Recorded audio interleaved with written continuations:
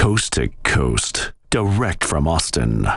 You're listening to the Alex Jones Broadcasting Network.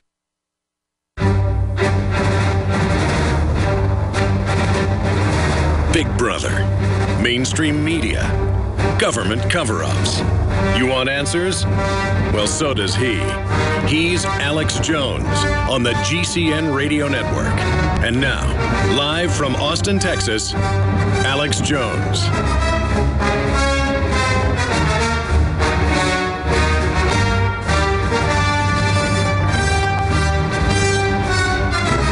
There's a lot of evidence that Hugo Chavez's political communist heir stole the election last year. And now they're on the verge of civil war in Venezuela, where the power has been going out on a daily basis, where there's food shortages, incredible inflation, 50+% per month in some months. DrudgeReport.com has the headline, Venezuela on the brink, showing the riot police with their shotguns. So that is just some of the news going on as we look what it's like to live under a kleptocratic government. Speaking of kleptocratic government, we're going to be getting into Obama and his latest arrogant statement when we come back from break. Obama says signing up for Obamacare is just part of growing up. And, of course, if you have a business, you didn't build that, and it's part of your responsibility to pay a foreign tax to offshore cartels. And Republicans say Obama violated the Constitution, but little can be done about it. That's what Fox News is reporting. Yeah, no one has violated the Constitution more than Obama in modern history. Abraham Lincoln violated it even more than Obama. But you could argue that was during a civil war. And the Obama-oids, or the Obama-ites, the Obama supporters, they've been billing him as Lincoln from the time he ran for president. Going back about 8 years ago, about a year and a half before he got into office, they were already calling him the new Lincoln. And saying he would have to seize power if people got in his way. Clearly, that would be illegitimate if he did that. If he tries to start some civil war with gun confiscation or something. The Civil War of the 1860s was much more complex and was an ongoing struggle going back to the days of the colonies between unfair taxation, between the industrial North and the agrarian farming South. And that was the main issue, was tariffs and trade, not slavery. But in the modern textbooks, it is a fanciful piece of propaganda, just like global warming or other fairy tales. The truth is the evil of slavery was already on its way out when the Civil War started. But that in itself is a diversionary historical factoid. The issue is Obama is becoming a dictator, and even mainline publications point out, like the Washington Times, Obama's executive actions can backfire on Democrats if GOP takes the White House. Well, it's like Ron Paul used to say, if he got elected president, he couldn't just fix everything because he couldn't act as a dictator. I mean, let's say Rand Paul or Ted Cruz got elected. They couldn't piece by piece implement or unimplement, de-implement Obamacare. You just can't do that as the president. Obama is doing that to selectively let his friends off the hook. And that's the very nature, the very blood, the very elixir of corruption and discrimination, is to have a political system where things are selectively enforced, where justice is not blind. And this New World Order system with the NSA and all its surveillance systems is completely aware, hyper-aware of what's going on, and uses all these systems to game the global infrastructure to consolidate total control in their hands. And that's the debate we've got to have. That's the issue that's got to be discussed if we're going to turn this around. So that's just some of what's coming up. There's just so much news today. We are going to get a very interesting national security expert on to talk about real terror threats here in North America. Michael Maloof with WorldNet Daily to talk about these attacks on the power grid, nuclear power plants, you name it. What does he think is really behind that? And then We had Skype problems with the lead singer of Korn last Friday, but he's scheduled to be with us today. Jonathan Davis is coming up as well. Alex Jones here to tell you about. Ladies and gentlemen, here we are. It is Monday already, the 17th day of February 2014. And we are going to be here for the next 3 hours today. Thank you so much for tuning in to this transmission. Wow, there is so much to go over.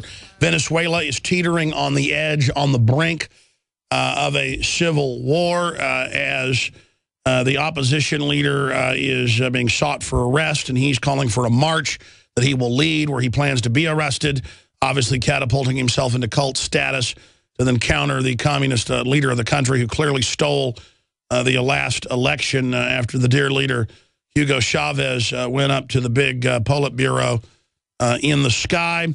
So we're going to be breaking all of that down today. We've got Chase imposes new capital controls on cash deposits.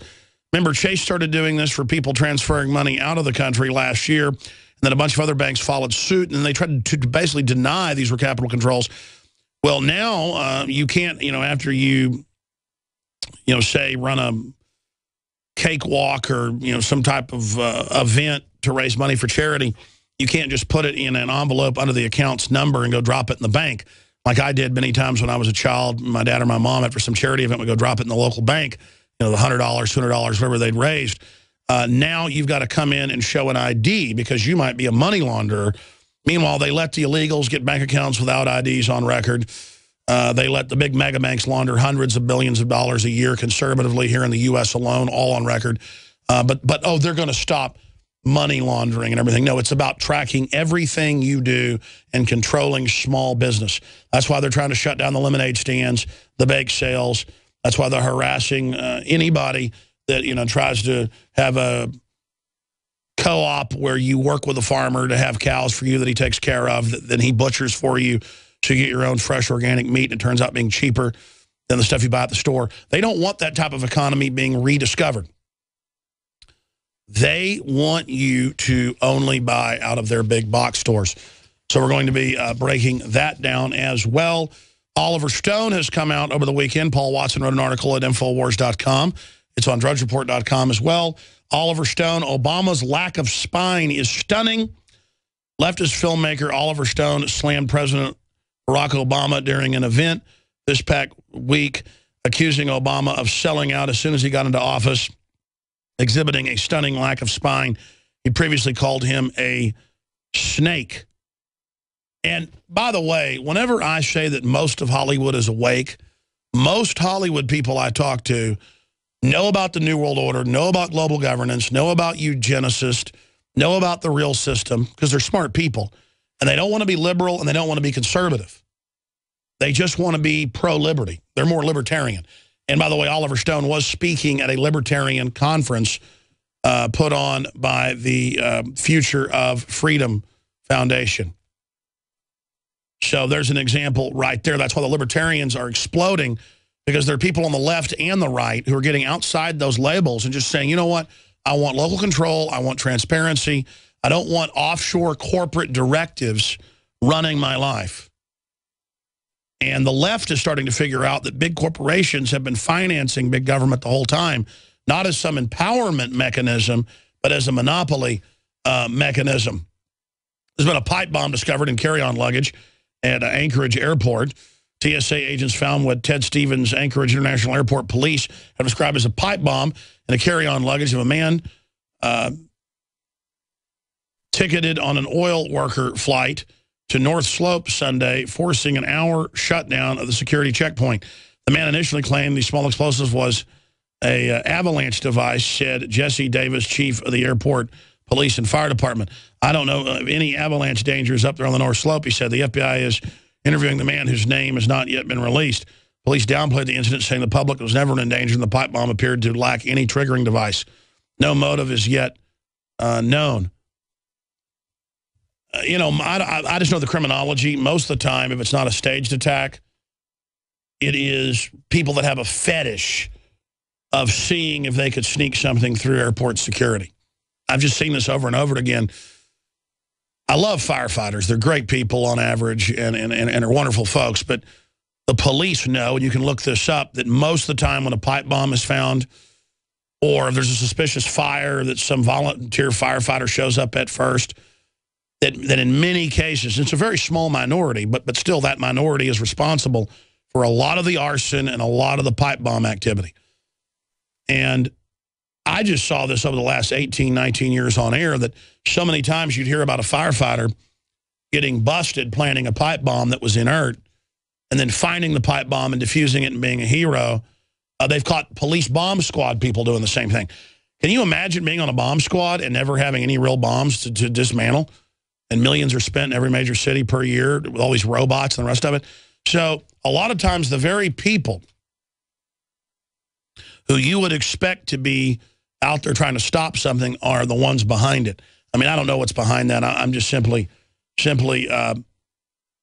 speculating on that whole situation. And I tell you, it's finally starting to hit mainstream news. I mentioned some of this yesterday, and it really is sad. And it's what the whole MSNBC culture has created. Total racial division for big city balkanization politics. Clarence Thomas came out last week and said when he was going to college in Georgia in the 60s, early 60s, that he ran into a fraction. I believe the quote was 1/10 of the uncomfortable race stuff that he runs into now, and that it's the left always pushing it and promoting it. And the so-called liberal media absolutely viciously attacked him for saying, quote, "My sadness is that we're probably today more race and difference conscious than I was in the 60s when I was at school. To my knowledge, I was the first black kid in Savannah, Georgia to go to a white school. Rarely did the issue of race come up," Thomas said. Now, name a day it doesn't come up. Differences in race, differences in sex, anybody doesn't look at you right, somebody says something, everybody is sensitive. If I had been as sensitive as that in the 1960s, I'd still be in Savannah. And he goes on with more quotes, basically repeating what he said earlier. And they came out and viciously attacked him. Meanwhile, it came out in two different articles yesterday.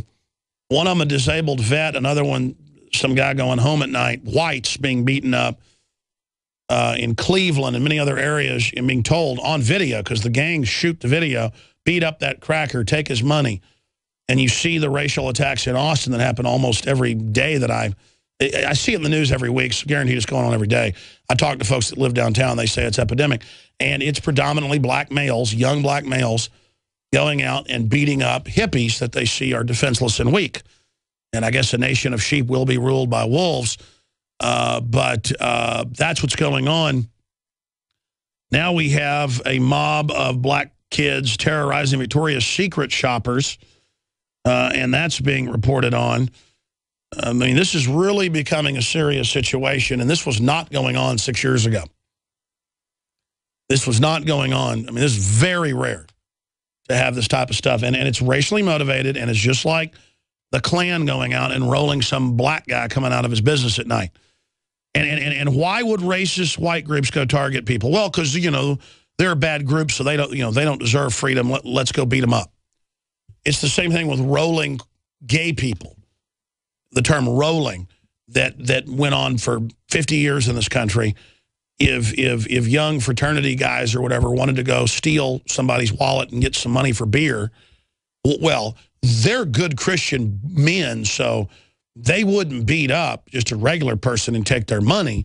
They would go find two guys coming out of a gay bar and beat them half to death and then take their money, because it was seen as culturally acceptable to do that. Well, it's not culturally acceptable to beat up a white person, a black person, a gay person, a straight person, a old person, a young person, just because, I mean, I see cases where people get beat up for the sports team they're wearing. One time in college, I walked into a bar with a black football hat cap. I can't remember even what the symbol was. And they came over and said, "You can't wear that hat." And I said, "Why?" And they said, "Don't ask, we're going to throw you out." And I said, "Okay, I'll take it off." You know, thug bouncers. And I was there with some dates.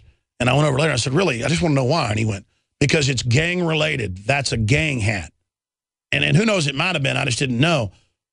this shows how mindless all of this is, and it's completely out of control. But here's the story right here. Black mobs terrorize Victoria's Secret shoppers. This is from WorldNet Daily. It was also in the Associated Press. And it goes on, some were surprised to hear about the black mob violence on Valentine's Day, Victoria's Secret in Norfolk, Virginia. Not at the violence. The gallery at Military Circle has been the site of dozens of episodes of racial lawlessness over the last 2 years, but of which has gone unreported in the local paper. The surprise is that the mall is still open. Most of its major tenants are gone or leaving. Sears, JCPenney, the nearly DoubleTree also closed. The big draw there is the movie theater with cheap tickets. More than 25% of the space is vacant. Deadmalls.com says the mall is a zombie that is really dead but just acts alive. The latest example of black mob violence came on Valentine's Day as a large group of people fought in Victoria's Secret store. One guy pulled out a gun and shot someone in the leg. In urban lingo, shooting someone in the leg is called leg warming. It is often a warning about comparing with police or selling drugs or competing with them in someone else's territory or even refusing to give someone a pit bull puppy. And it just goes on from there. And this may be mainly, you know, gang type stuff, but it's really getting bad and it needs to stop. The sucker punching of white people that's killing some folks. I mean, it's wrong. But MSNBC, they're basically behind it. Women crying. When I say MSNBC more than anybody else is responsible for this epidemic of new racism in this country, it's true. I mean, you turn it on, it has a tiny audience, but still it's adhered to by Obama worshipers. Any opposition to Obamacare, to anti-gun movements, to globalism, to anything, to debt limits being increased, if you have any opposition to that, you're a racist. And they sit up there and say it with authority. And so the idea is, well, people aren't being friendly to Obama because they're racist. And it becomes this anti-white movement because the Democratic Party has become a purely racialist party based on race baiting, race pimping, race hustling. That's exactly what goes on. And I'm sick of it. Everybody I know is sick of it. And it is meant to take a president who people elected, including a large portion of whites, hoping to bring unity, and they've used it absolutely to create disunity and control, to the point with political correctness now that a student was forced to apologize for emailing a picture of Obama kicking a door because of racism. That's right, it was seen as somehow racist to email a picture of Obama kicking a door. Just, if anything is seen as a bad light, I guess if flies land on Obama and you see it, that means you're racist. And, you know, we laugh at this, but this is mind control. While they discriminate against all of us, I don't care what color you are, where you're from, with these foreign banks with Obamacare. And think about Obamacare, doubling, tripling, quadrupling, depending on your plan, cutting the quality of care, kicking people off their pre-existing plans, kicking people with pre-existing conditions off, setting up death panels, rationing care, everything we said it would do, quite frankly, worse than I thought. I mean, we knew what was in the bill, but it's even worse than we thought. So we were wrong. It's worse than we thought. Ted Cruz was wrong. It's worse than he said. But if they can get away with that, why not do more? I mean, they really are getting away with everything right now. And that's why the whole establishment is going with the Democrats. If the Republicans were getting all this stuff done, I'd be against them as well. But with the Democrats, they have found their wedge, and they are driving it right into our heart. And Ann Coulter's right when she said that he would be impeached if he were not black. And she's absolutely right. That is the only issue, and it's the triumph of political correctness. It's why Hillary Clinton, even though she's so corrupt and has so much baggage and is such a warmonger and such a fraud, she may get elected because, well, I mean, she's a woman. I mean, you're not against women, are you? You've got to elect her or you're against women. But then Sarah Palin, who is an angel compared to Hillary Clinton, certainly not perfect, but an angel. oh, she's stupid. She's an idiot. But when the left calls her an idiot and a moron, they're not putting a woman down. They're just putting some, lady with a weird accent from Alaska down. I mean, and making it, see, it's a total double standard with these people. Let's go ahead and go to Coulter's comment on this.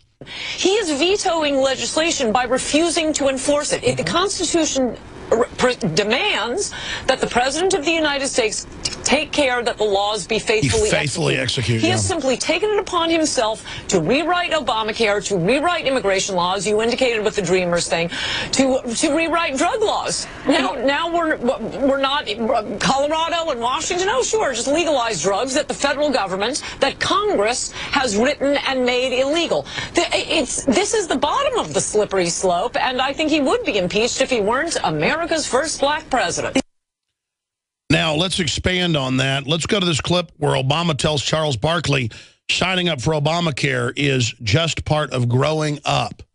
We'd like to encourage more young people to sign up, partly because since they're healthier, their premiums are actually generally going to be fairly cheap. They can find good options for less than their cable bill, less than their cell phone bill.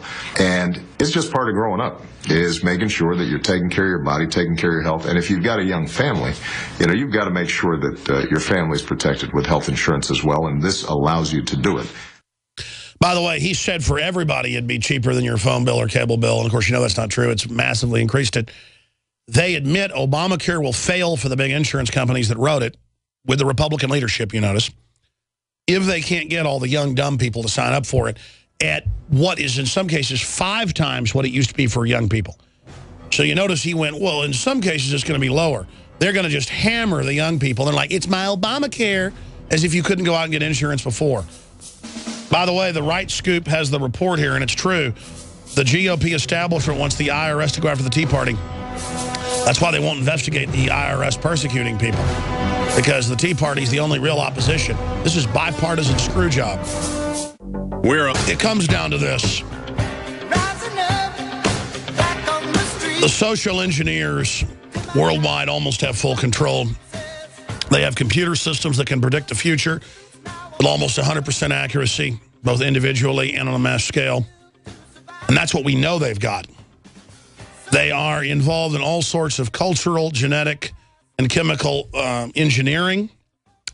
We know their ideology is a hyper-eugenicist philosophy of transhumanist exterminism that can only be described as ultra-Hitlerian. And they are in control to a great extent. And they are trying to extinct human liberty, basic human independence. They have a basic hatred of the individual that is not under their control. And I am simply here on air trying to get people to realize just how serious the stakes are. I have a friend who is an infantryman, or was an infantryman. He's now the head chef at a major steakhouse here in Austin in the Army, and he sent me a text this morning. And I forgot to get back with him. He wanted to call in about the urban warfare training going on in Virginia with the 300-acre mock U.S. city, complete with Baptist churches and subways and handicap parking. And, of course, in Ohio, last week we reported on, local news there reported on, the fact that they're training with the National Guard for scenarios where gun owners, pro-Second Amendment groups carry out acts of terrorism. And the main branding of terrorism is now on to veterans, gun owners, conservatives, libertarians. You know that. The point is they're not just hiding it in memos now, and then we get the information and it becomes a story. This is being openly flaunted. And he sent me text this morning saying he'd be happy to come on and discuss it. It's my friend Matt, the same guy that we were able to get on. He was the guy that was able to get that Esquire colonel, that colonel writing for Esquire, talking about we will take your guns from your cold dead hands. He's the guy that got him to respond and got his phone number for us, but the colonel was scared to come on the broadcast. And I wanted to give Matt a chance to call in and comment on that, but I forgot. Guys, I'm going to dial his number and then create an OTS for him and set him up maybe for the next segment.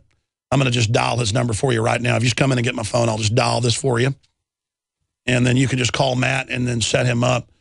And, get his full info and then create an OTS for him and get him on. Because I just remembered that. Here you go. Here you go. Just going to give that to you. Thanks a lot. Fantastic. We'll see if Matt answers. But he was telling me in the text, I mean, obviously, this is for domestic operations. Well, they admit it's for domestic operations, and it's for their new enemy, people that are basically still Americans and follow American culture. This is a cultural, political takeover. And it's very, very sad that we've gotten to this point, but people just need to be honest with themselves about the position that we're in if we have any chance of ever turning this around. We're in a lot of trouble. And they're putting the capital controls in. They're putting the tracking systems in. They are making the police hyper-neurotic about making us follow all their orders and that we can be killed if we don't, even if they're unlawful orders. They are converting this society into a kleptocracy. And why shouldn't they? Because if you have a centralized authoritarian system, you can take over every industry, every job, every sector, the land, the teaching, the religion, and make the world your world and not have to compete with anybody. And that's my biggest problem with authoritarianism, is that it destroys competition, it exacerbates cronyism, and the people that tend to end up running these systems, and it's certainly the case with our elite, are very predatory and enjoy hurting people. And it's fundamental that folks realize how much danger we're in. It's fundamental across the board. Now, let me just do this, and then I will continue on with some other video clips we're going to be getting into. Let me just start here with this area of the stack. This is out of the Right Scoop. Pat Cadell says the GOP establishment wants the IRS to go after the Tea Party. Pat Cadell said yesterday on Fox News, and the video's up on Infowars.com, that the reason Republican leadership hasn't pushed for a high level of investigation of the IRS for targeting the Tea Party is because they want the IRS to go after the Tea Party. And that's true. And the only way to counter this persecution is to point out that Republican leadership on record for the last 3 years at least has been organizing all the big donors to give money to even Democrats running against Tea Party people, or to give money to establishment Republicans to beat Tea Party people. And they want them shut down because they're part of the very same kleptocratic team. This is a big deal. But to have more and more people telling the truth like this will be the beginning of the end of the establishment, because when the average person figures out that we're all under attack, literally 99.9999999% of us, we did the math a few years ago, of 6,000 superclass in the globalist own estimation, Rothkopf, head of Kissinger Group's own estimation, you average that into 7.5 billion people, 6,000 into 7.5 billion. I forget the exact number, but it was like 0.0000000 something, 23 or something. It's 13 zeros and then a couple other numbers. I mean, this is ridiculous. And then meanwhile, that ultra elite, Soros and others, are the ones funding the socialist movement of rebellion, like Occupy Wall Street, which means well at many levels, but Wall Street's not the problem. It's the top 4 or 5 banks up there that have insider trading and the whole system's rigged and have created all the derivatives. They're the problem. That's the worst part about this, is they have their cake and eat it too. Because they're able to create monopolies, control the public with low-level socialism, exempt themselves from all of it, wreck everything, and then get more power at each level of the crisis off the crisis they created. And they've all written books bragging about the Hegelian dialectic of problem, reaction, solution. They follow the very same program over and over again because why? Because it works. I've talked to a lot of top people in government, and they've been at the highest levels of global council. And I've been in some of the highest levels myself a few times. And the number one rule is don't fix it if it's not broken. And so they just continue to do the same thing over and over again because it works. And that's how I can see a terror attack like Boston and go, well, wait, let's see if there was a drill. This might have been a real attack. Let's see if, okay, there was a drill of the exact same thing happening at the exact same time. Oh, wait, they're covering up the drill. Oh, wait, they've got military personnel in plain clothes everywhere with black backpacks, clearly meant to confuse the police and the cameras later. That mean they were involved. They were probably called there to saying there was a terror threat. Now, if the people they end up patsying have connections to the CIA, then we know it's an inside job. And then it turned out both of them were working for the CIA, the older brother definitely being financed through multiple groups out of Georgetown University. And then the family says that, and now the one brother's pleading not guilty, and then you've got all the stuff that came out of it. I mean, and then the dead bodies all getting fished out of the river, the cover-up. And the media being told, do not look at InfoWars photos. The FBI at press conferences, we're handing out photos, and they're saying, don't look at those. And the media says, yes, sir. People say, how do you know when something's staged? How do I know when I look at a wood pile in the summer out in the woods in, say, East Texas, there's probably a rattlesnake under it or a copperhead or something like that? Because I've learned enough driving around on a tractor when you've got a bulldozer front on it and you've been tasked with removing piles of debris or bulldozing something, that their snakes are going to come flying out the bottom of it. I can look at a big pile of stuff and tell my kids around the woods, hey, don't climb around on that. Or I tell my kids, hey, that cardboard box, don't stick your hand in a cardboard box in a field. Probably a black widow in there, and you turn it over and there's a black widow hanging up in the top of it. I know where black widows in Texas live because I've seen it about 400 times. I know where brown recluses live, in your closet, under your bed. I know what a brown recluse looks like, too. I know what a copperhead looks like. I know what a water moccasin looks like versus a regular water snake. Just like anybody else could figure out red on yellow kills a fella versus a false coral snake. I mean, it's just simple observation. You learn how they operate. Let's say Obama got caught in an affair with some woman tomorrow.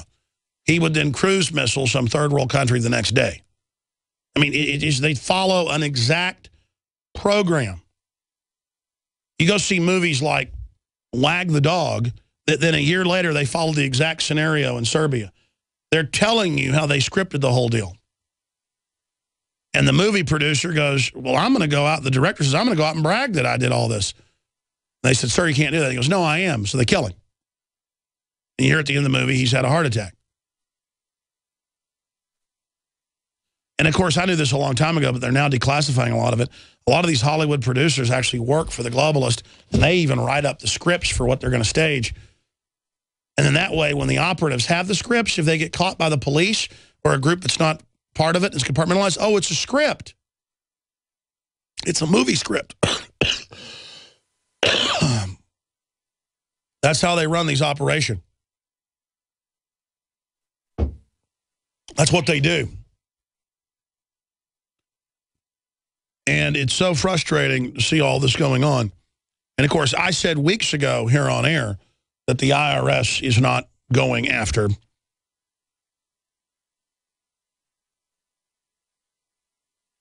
the Democrats because they are the establishment party.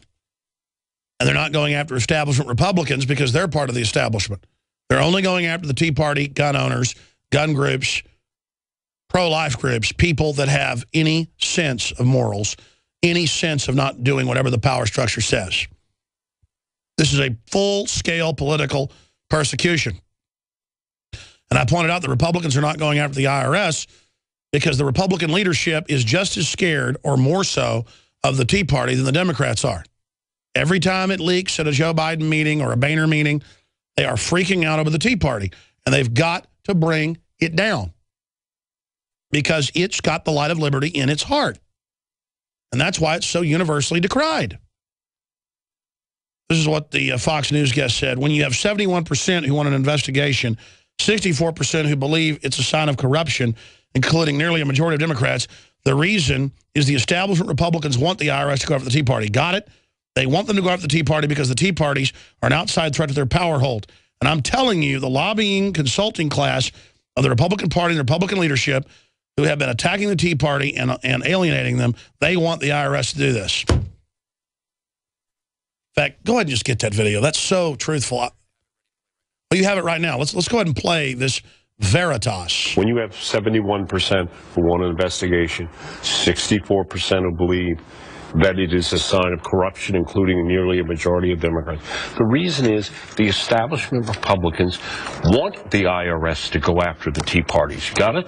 They want to go after the Tea Parties. That's right. Because the Tea Parties are a outside threat to their power hold. And I'm telling you, the lobbying consulting class of the Republican Party and Republican leadership who have been attacking the Tea Parties and alienating them, they want the IRS to do this. And worse, the IRS...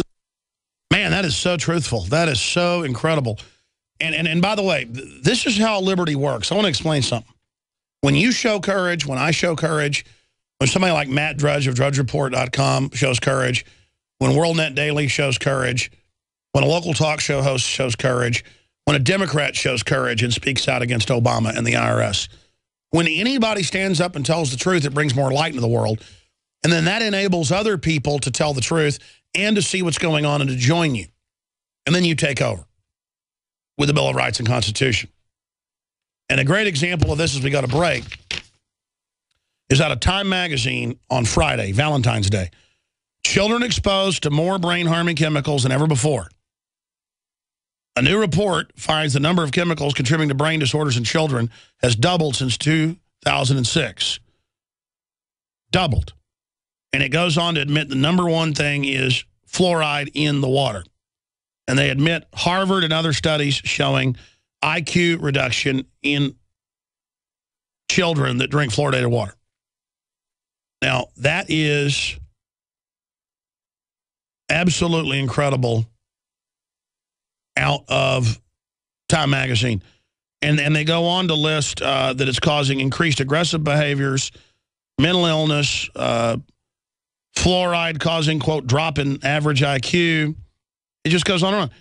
Now, again, I want to bring this to the mayor that laughs at us when we have, like, top toxicologists, major professors come in, and brain scientists, neurologists, and we go, here are the scientific reports. 1 part per million lowers IQ and causes dental fluorosis and also causes bone degeneration and a 7-fold increase in bone cancer in men.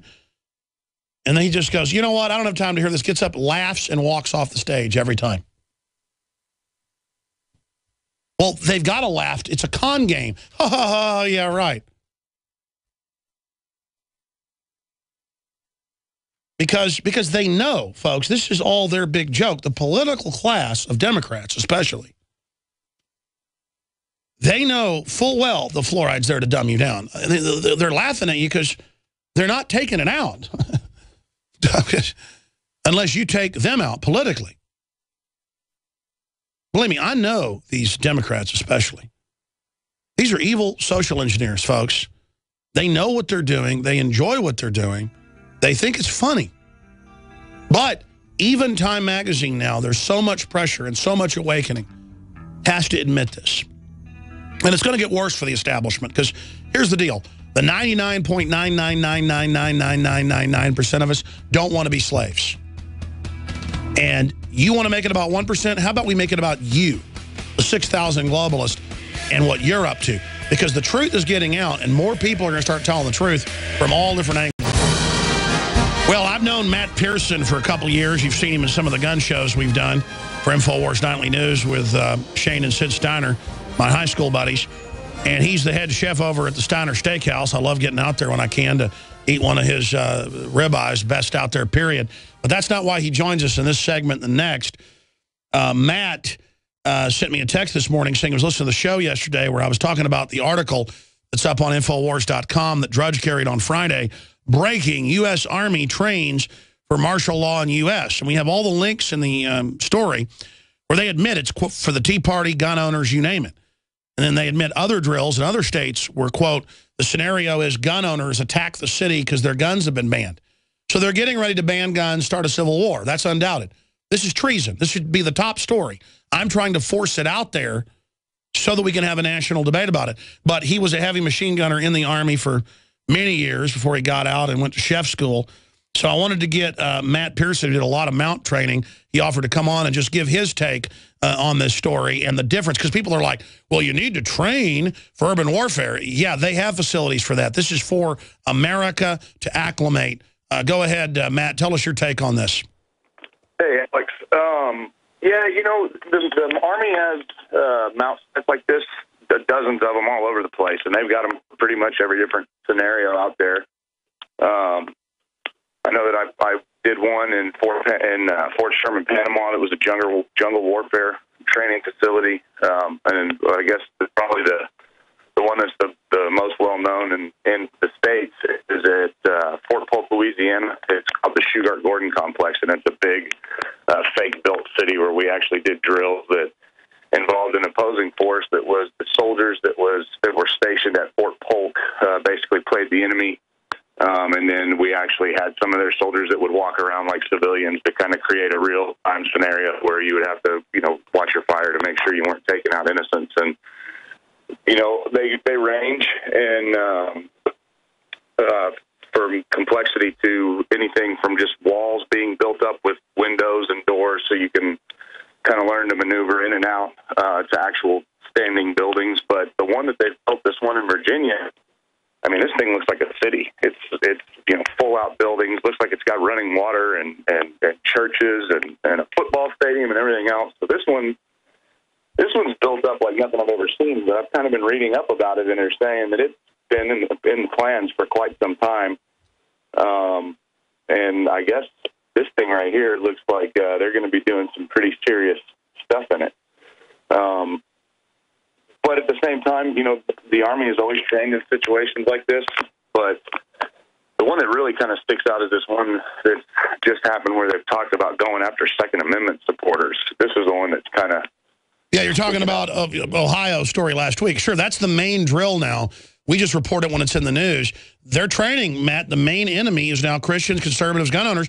Look at that colonel that wrote for Esquire saying, you know, they're coming after us. Right. Yeah, I've never, the one thing I can honestly say is I've never in my life heard, when I was in, had ever heard of anybody training to fight against Americans or singling out a special group like Second Amendment enthusiasts. I mean, it's like you said, it's treason. That's not training, that's treason. Well, that's what we call the piece, yeah, training for treason. It's so outrageous that they're really doing it. Did you see the thing out of Fort Hood a few months ago where they said that anybody in the Tea Party would be court-martialed? No, I didn't see that, but that's nonsense. I mean, no, I haven't read anything about that. Well, what's your bottom line on this? I mean, what do you think's going on? Well, I mean, I definitely think it's something to be watched. But what really concerns me is, number one, being a veteran. You know, we were labeled as future domestic terrorists by Nancy Pelosi a while back. And that probably pissed me off more than anything I've ever heard. I mean, I can't understand why anybody would want to call any of the people that volunteer. Tell you what, stay there, Matt. Back in 1 minute. I want you to finish that point. We'll put it up on screen. Last year, after we first broke it, Fox News reported that evangelicals were labeled as terrorists, and that anybody that was part of the Tea Party was basically a terrorist. Matt was just telling me that he talked to one of his buddies at Fort Hood, and he was saying they got a memo saying, don't visit the Drudge Report. Matt, repeat what you just told me. We were bringing up, because you did a lot of mountain training your years as a heavy machine gunner in the Army. But Matt, Matt Pearson, you were getting into the fact that Nancy Pelosi and Big Sis and Napolitano listing returning veterans as the #1 terror threat. I mean, this is the branding of us as the new enemy. And in these Army videos where they talk about the new asymmetrical warfare center, this new city, they say, well, we're preparing for what we think the next threat is. So then they're getting ready for the next war. West Point has training manuals now where they say the next war will be with the Tea Party. I mean, this is crazy, Matt. Go ahead. Yeah.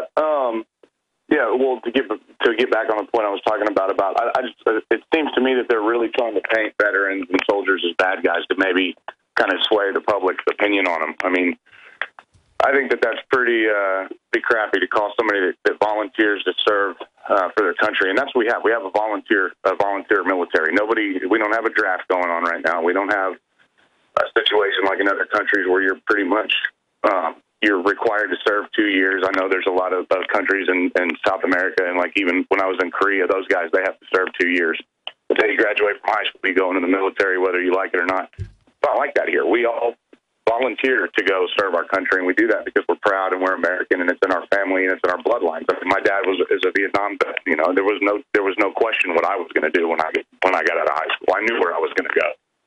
So to do that, and then to have some dingbat call you a terrorist, man, that pulls on the heartstrings a little bit. And then you have all these little stories coming out about how, so-and-so veterans have PTSD. They need to have their guns taken away. And then on top of that, now you have all these stories breaking about how Americans are, soldiers are training to fight Americans. It seems to me like what they're basically trying to do is paint a picture saying, hey, the troops aren't the good guys anymore. And that's not the truth at all whatsoever. Oh, I agree with you. It's a very sophisticated psyop. It's like the federal training to make cops do bad things, and then it demonizes the police, which drives them into the hands of the feds. They want to use the troops while they're in and then have them demonized once they're out. And they're going to autonomous vehicles now. They're getting rid of the humans the next 10 years. And so that's what this is all about, is phasing out the men, period. And it shows that they'd like to stage some events and try to use the military against the American people. I just don't see that ever working, Matt. No, that's never going to work. That's not going to work. But it's like you said, they are trying to phase out people, get a robotic military-style army because, like I said, the Army is made up of your, people that are your brothers, your mom, your dad, your cousins, your friends. Hey, briefly, tell me about your buddy at Fort Hood talking about they got a memo about don't visit certain websites. Yeah, there was a memo that came out a while back. It was like you were saying about the court-martialing for being a Tea Party contributor. But, yeah, it was the same way. Don't be caught on the Drudge Report's website. Don't be caught on the Alex Jones show, stuff like that. They're kind of cracking down on stuff like that. But the thing about that is when you sign your name and you join the military, you do kind of give up some of your rights. That's just the way it goes. No, I understand, but it's like saying don't read the New York Times. Right, I mean, it's not like they're saying don't read North Korean propaganda. I mean, of course, they've been doing that to me for over a decade. All that did was get the military to be our biggest audience early on. Exactly. Because you tell them, don't go visit this website. I mean, what's going to happen? Exactly. And the thing is, I don't see our military ever attacking the citizenry of America. That's just not. That's not fathomable. They're not going to do that. That's what they signed to protect the Constitution, not the president or some jacked up agenda. But if I had to guess, and I'm looking at the pictures of this new mount site in Virginia. It's not even a mount site; it's a city. If you had to guess, real quick. What's that? If you had to guess, real quick, what do you think? I personally believe that we're going to find ourselves in a deep, serious problem. Hold on. I got to break. Jones here with a message to fellow freedom. All right, we've got a really informed guest who's got a new book out, Michael Maloof of WorldNetDaily.com, WND.com. He's going to be joining us here in just a moment, the next 45 minutes. Then I'll continue with news. And we have the lead singer of Korn joining us via video Skype. He's been putting out videos critical of the Lord and Savior Obama. And as Jamie Foxx calls him, that's a big deal to have a major rock band doing that because you're not supposed to criticize the dear leader if you're in entertainment especially, or you get persecuted. So we look forward to talking to him. Finishing up with my friend Matt Pearson, who did a lot of mount training and was involved in that in the Army. He was giving us his take on this Virginia center that has churches, you name it, $100 million to build it. And it's got, DC signs in it. It's clearly for urban warfare in the U.S. It's this new mission for, quote, domestic terrorists, which they say are the Tea Party. But he had another wrinkle to it in closing. Matt, tell us. Well, I was just saying that there's a bunch of different reasons why they could have it. The number one reason being where you're going to train is where you want to be the most realistic for what's at hand. And I think that really the most serious problem I see that we could have on our soil right now is the fact that we don't have any border security along the Mexican border, and we have a problem with drug cartels, and I have a feeling that that's probably going to end up surfacing pretty soon. I'm nothing but a glorified fry cook, but if I can see the problem with it, then the government probably knows about it too. And I have a feeling, with everything that's going on with legalizing pot and that's been on cartels' business, toes, pretty soon we're going to start having issues with it. I got a buddy that's a APD drug task force. He said they're stumbling on different cartel stash houses every day trying to do low-level marijuana busts. So I'm hoping that that's what it's for, because like I said, I don't ever see the military taking up arms against its own people in my lifetime. I don't see that happening. All right. Well, thank you so much, Matt. We'll talk to you more soon. Sounds good, man. Have a good one. You too. There goes Matt Pearson giving us his take on that. Unfortunately, if the political class is able to, they will have the military as a domestic police force. They're getting rid of posse comitatus. Their main mission, we broke this 6 years ago, it's now mainstream news, is to, quote, deal with the #1 terror threat, which the establishment openly states is returning veterans, gun owners, Christians, conservatives, the list goes on and on. And so this is going on. And it's a real crisis. And yes, the phony drug war has certainly contributed to all of this destabilization as well. I mean, here's the Fox News article. Does the Army consider Christians' Tea Party a terror threat? And in the memos it said, do not be part of the Tea Party or you might get court-martialed. Don't be an evangelical. This is outrageous. What you'd expect from a Soviet military command. And this is the facts. Now, joining us for the most of the hour is Michael Maloof, senior staff writer at WorldNet Daily, specializing in international political and economic analysis, a former senior security advisor analyst for the Office of the Secretary of Defense. Maloof was almost 30 years of federal service, 23 years with the U.S. Department of Defense. And I'm not going to go over his entire bio, but it's very interesting. Director of Technology Security Operations, involved in halting the diversion of military critical technologies to countries of national security and proliferation concerns, those involved in sponsoring terrorism. He's also advanced firearms training and combat tracking, training in U.S. Marines, and has a background in extensive protection. And following 2001 attacks, Maloof has also been focusing more and more on terrorism. But he's got a new book out right now, A Nation Forsaken, EMP, The Escalating Threat of an American Catastrophe, published by WorldNet Daily Books, available on Amazon.com and bookstores everywhere.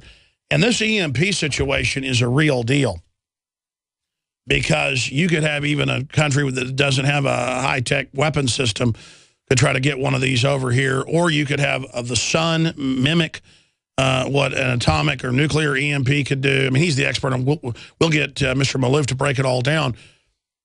My issue is that there's, from what I've seen in Congress, they finally have had some hearings on this, but there doesn't seem to be the focus there should be. Instead, we see an obsession with gun owners in all this new military training in the news.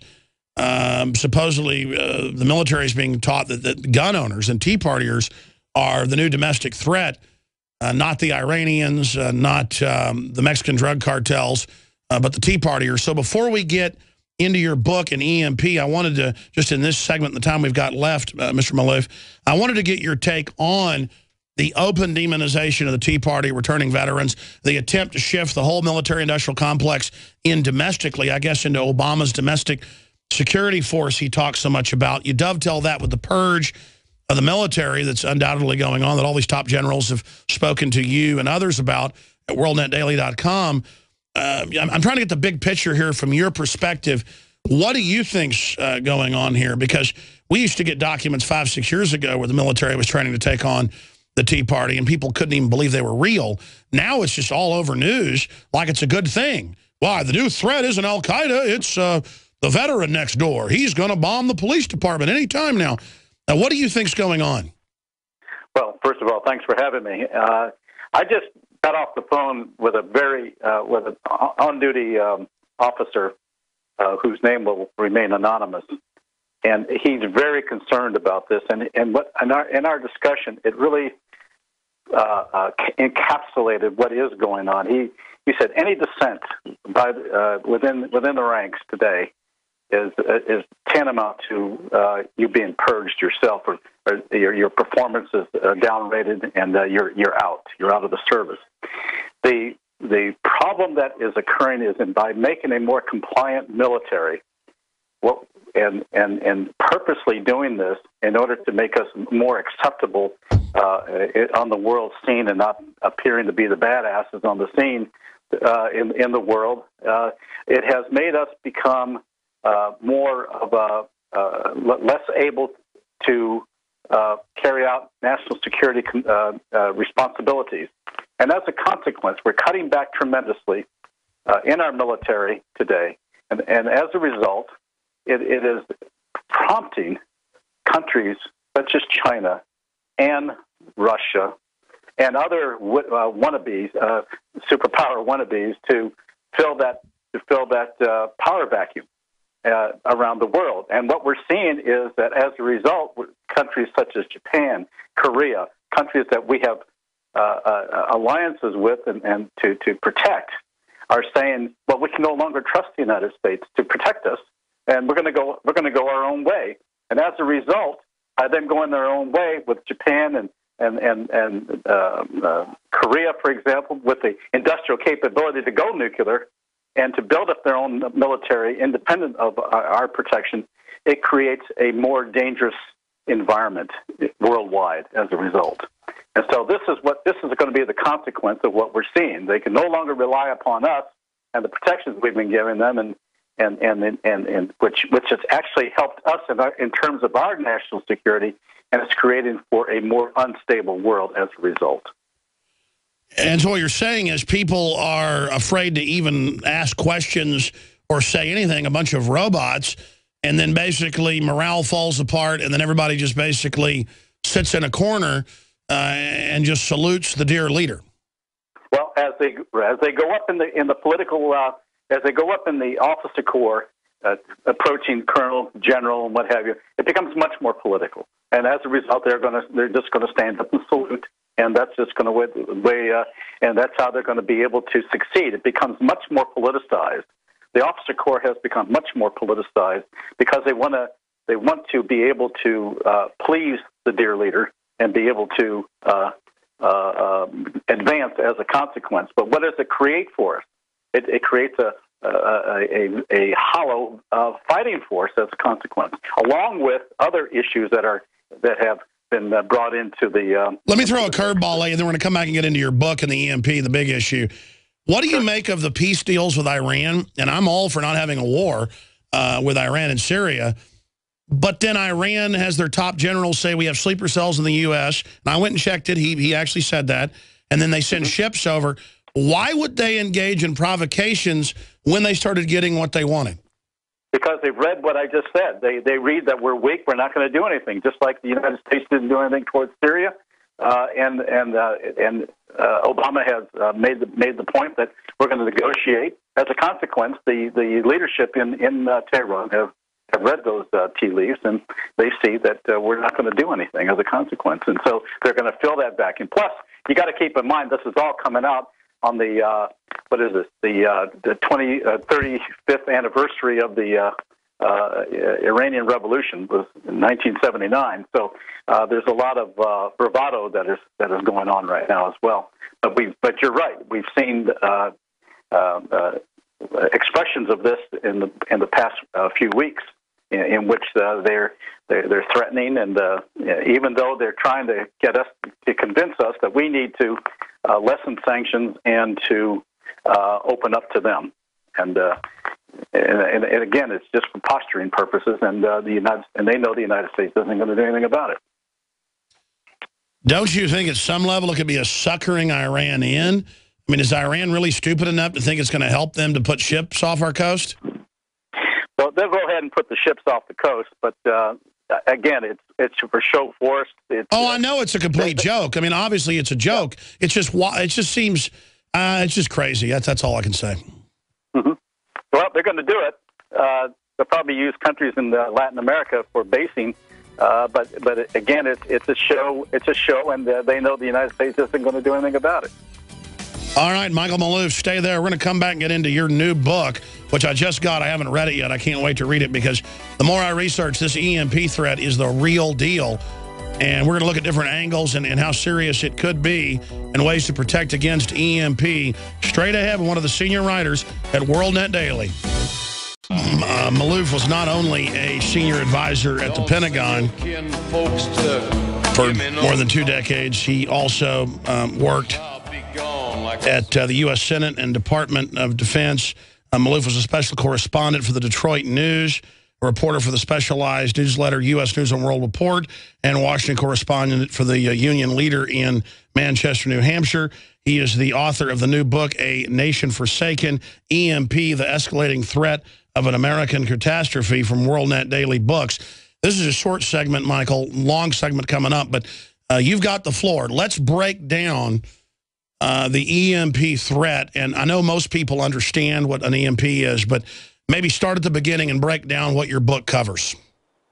Well, my book is called A Nation Forsaken because the federal government has failed to undertake on a national priority basis, the action to harden our facilities against either a natural or a man-made electromagnetic pulse. And an electromagnetic pulse is a supercharged form of energy, from X-rays to gamma rays and to other forms of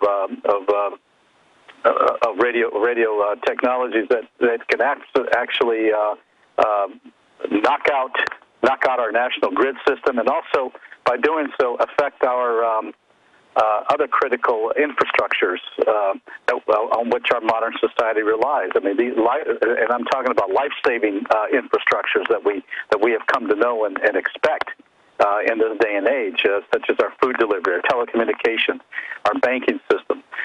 They're all predicated on the use of the electrical grid, and the electrical grid is very vulnerable today. There are 3 grids in the United States, Eastern, Western, and the Texas grid, and all of them are very vulnerable. The Eastern grid handles 70% of the U.S. population. So if a natural phenomenon from a solar flare, for example, were to hit, it would cause some very widespread damage that could actually have an impact for years. For example, NASA has suggested that it could cost upwards of $2 trillion in the first year if we had a direct hit from a solar flare. And we're in that cycle right now where we can expect these solar flares to hit. In addition, it would also affect about 90% of the U.S. population, and we're talking about the urban population. And when I say affect, that means death and starvation. Also, it would affect a minimum of 350 of our large transformers, and we only have about 1,500 of them, and they are almost impossible to replace on a normal basis. And we don't even make them here. We have to get them from overseas, and so all of our critical infrastructures would be affected. There would be a cascading effect. Even if a portion of the grid is knocked out, it will have a widespread effect across the nation in terms of our food delivery, our water delivery, just transportation, our automated control systems, everything that we just take for granted that runs automatically, from our pumping stations to our banking system. That's all automated, but all those would be knocked out. And that's what we would be facing. And this is what, now the man-made would be from a high-altitude nuclear explosion. And nations with a missile and a nuclear device and a will to wreak havoc can do that. And you could also do it, I've read, with a hot air balloon, right? Theoretically, yeah. You could put, and even an orbiting satellite, an orbiting satellite could be a bomb. And this is what we've now seen the North Koreans actually working on rather assiduously is orbiting, and which means that they were successful in orbiting a satellite, and that satellite could actually be a nuclear device. And we know that they've been working on a smaller nuclear device, which was poo-pooed by our military, but in fact, it's actually a super EMP weapon that they're working on, according to my sources, which means it will emit greater gamma rays, which will have a far greater impact upon our electrical grid and all of our electronic devices that are not protected. Now, I just got off the phone with an Air Force guy, and he says, "Well, we're protected to a point, but from a nuclear explosion, he doubts very seriously that our electronics, which have been protected somewhat from let's say a flare or a lightning strike, would be able to would protect us from a nuclear explosion, which is the most intense that you can get." Now, and you're the expert on this, but there were congressional hearings, I know, in the last few years, and I've seen numbers of $2 billion, $10 billion. How much would it cost to fix this? And then I want to expand into what it would look like if we got hit by a strong natural solar flare, or what would happen if there was a hydrogen bomb went off in the upper atmosphere. We're on the march. The empires. Michael Maloof, senior staff writer at WorldNet Daily, high-level former Office of the Secretary of Defense analyst and advisor, joins us to talk about EMP and what a serious threat it is. But let's say we're not worried about some rogue corporation group, Iran, North Korea firing an EMP. What about other groups doing it? And then you've got the sun involved, and we know going back in the last 100 years, there have been other EMP events that have melted telegraph wires, you name it. But we haven't had a big event since we became fully industrialized the last 60, 70 years. I know the Pentagon did some tests with EMP themselves back in the 60s with high-altitude nuclear testing. But undoubtedly, the science is settled, to use an Al Gore-type phrase. The point is they know that EMP is a serious issue, and I don't really see any time or energy being spent on it. So recap for us, I'm going from memory here, Michael. They've had congressional hearings the last few years. I know that. They debate how much money it would cost to harden things. I see some news reports saying we're due for a big EMP naturally to occur from the sun. I mean, what's the bottom line on this? And then what would it look like if we did see a lot of the power knocked out in the U.S.? I've seen some research papers saying that we may never get the power back on for a long period of time and that we would see societal level collapse. Well, everything you just cited is correct. It has settled. The scientists have concluded that EMP is a very viable threat, whether natural or man-made, and it can affect our very vulnerable electrical grid and electronic components. Everything that we rely upon and take for granted today in our highly industrialized society. While it's made us the greatest industrial power in the world, it's also our Achilles heel, and the bad guys know that.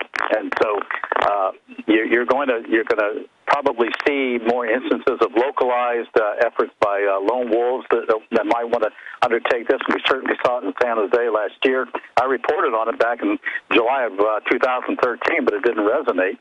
I mean, I was talking to former CIA director James Woolsey, and he made mention of this, and nobody picked up on it. And here you had something not exotic at all, in which people were firing AK-47s into transformers to cause the coolants to knock down. If you hit strategic transformers and you knock out the coolants that keep those transformers humming, you're going to have blackouts, and it could take weeks and months to happen. But if you have a large-scale high-altitude nuclear explosion, or even a massive solar flare from a direct hit from the sun, it could take years to recover, and certainly many months. And it's only the latest estimates I've seen on what it would take to do this is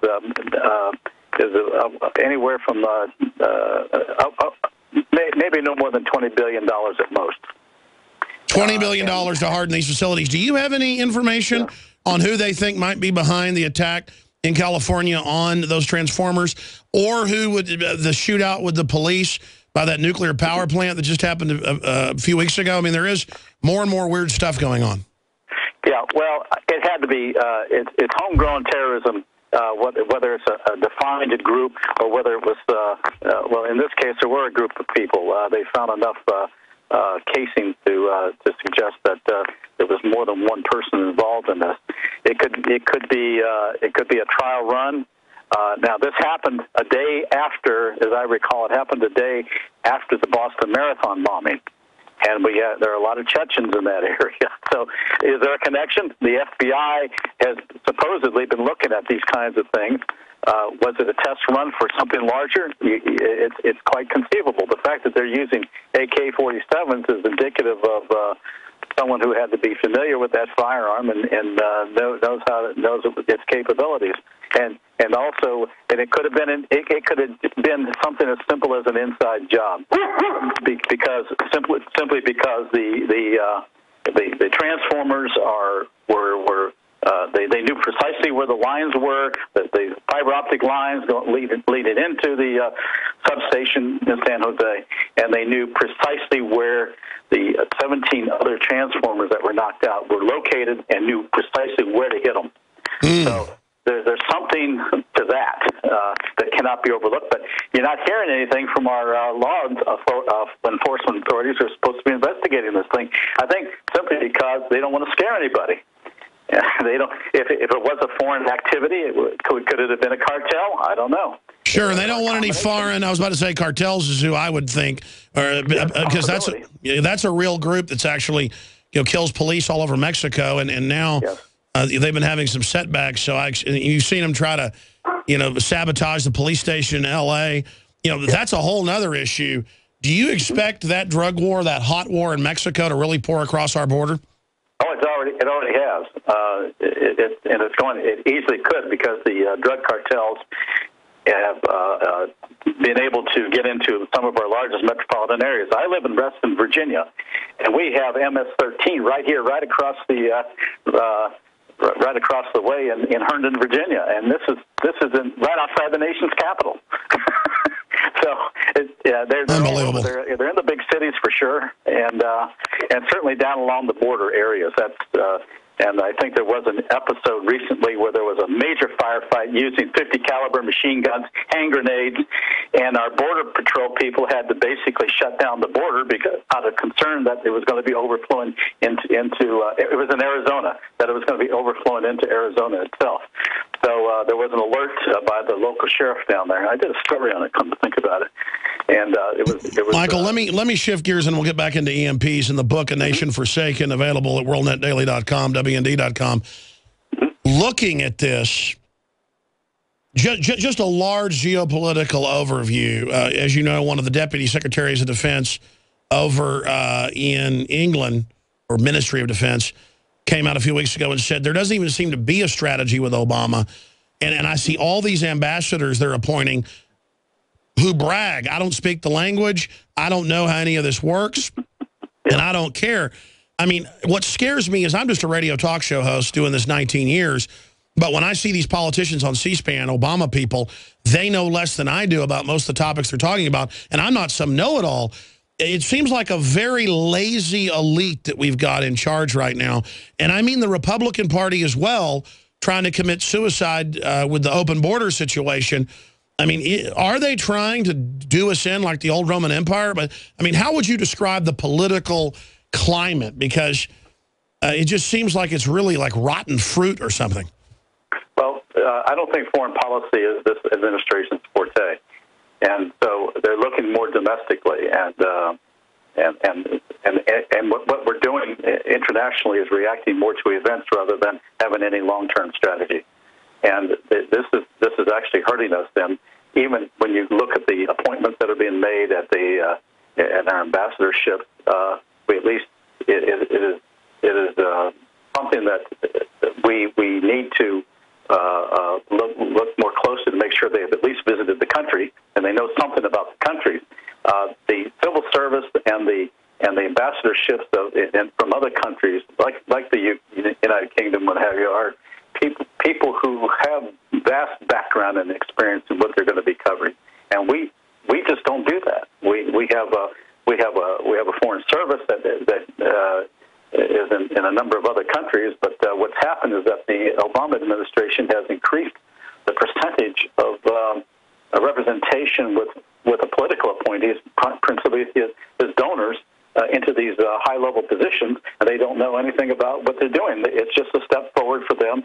There's no commitment, they don't have this burning desire to learn something about the country or to better U.S. foreign policy, and there's no strategy.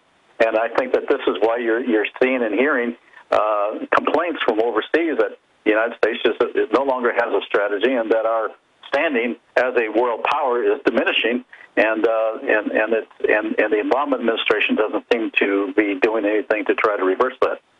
And that segues right back into EMP. It's like if you care about things and you want to learn about the world, you're a weirdo. But if you want to run around and have, Jay-Z or whatever to the White House and have a party, oh, that's so cool. It really is frightening to think about so much of the political class in this country. I think are smoking their own political propaganda. Well, I think you're right. I think the problem is that it's projecting an image of the United States as weak, and as a consequence, other powers are seeing that, and they're going to take advantage of it, and they are, and they're taking full advantage. The instant you create that power vacuum, political, military, or economic power vacuum, others are going to swoop right in. And we're seeing that now with the Chinese, just in asserting itself in Asia, with a lot of our traditional allies, to the point where Japan and Korea no longer look upon the United States as part of as provided them that protective umbrella that they were promised years ago. And so now they're going their own way. They're going to be militarizing more. Certainly Japan is.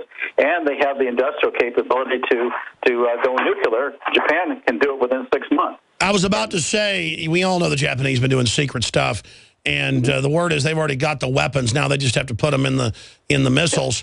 And Japan came out today, I've got the article, and said they're looking at going ahead and going nuclear, or at least allowing the U.S. to station weapons there. That's how insecure they are right now. Oh, they're very insecure. Plus, you have a new mentality that's developing in the form of the current prime minister there, Abe, in which he believes more in militarization, more of Japan asserting itself. And what does this cause? It's created more of a problem between China and Japanese relations as a consequence. And of course, the rivalry and the hatred between those two countries goes back, to the beginning of the 20th century, if not earlier. And since Japan occupied China. That's right. Quite a number of years. Well, Michael Maloof, forgotten that.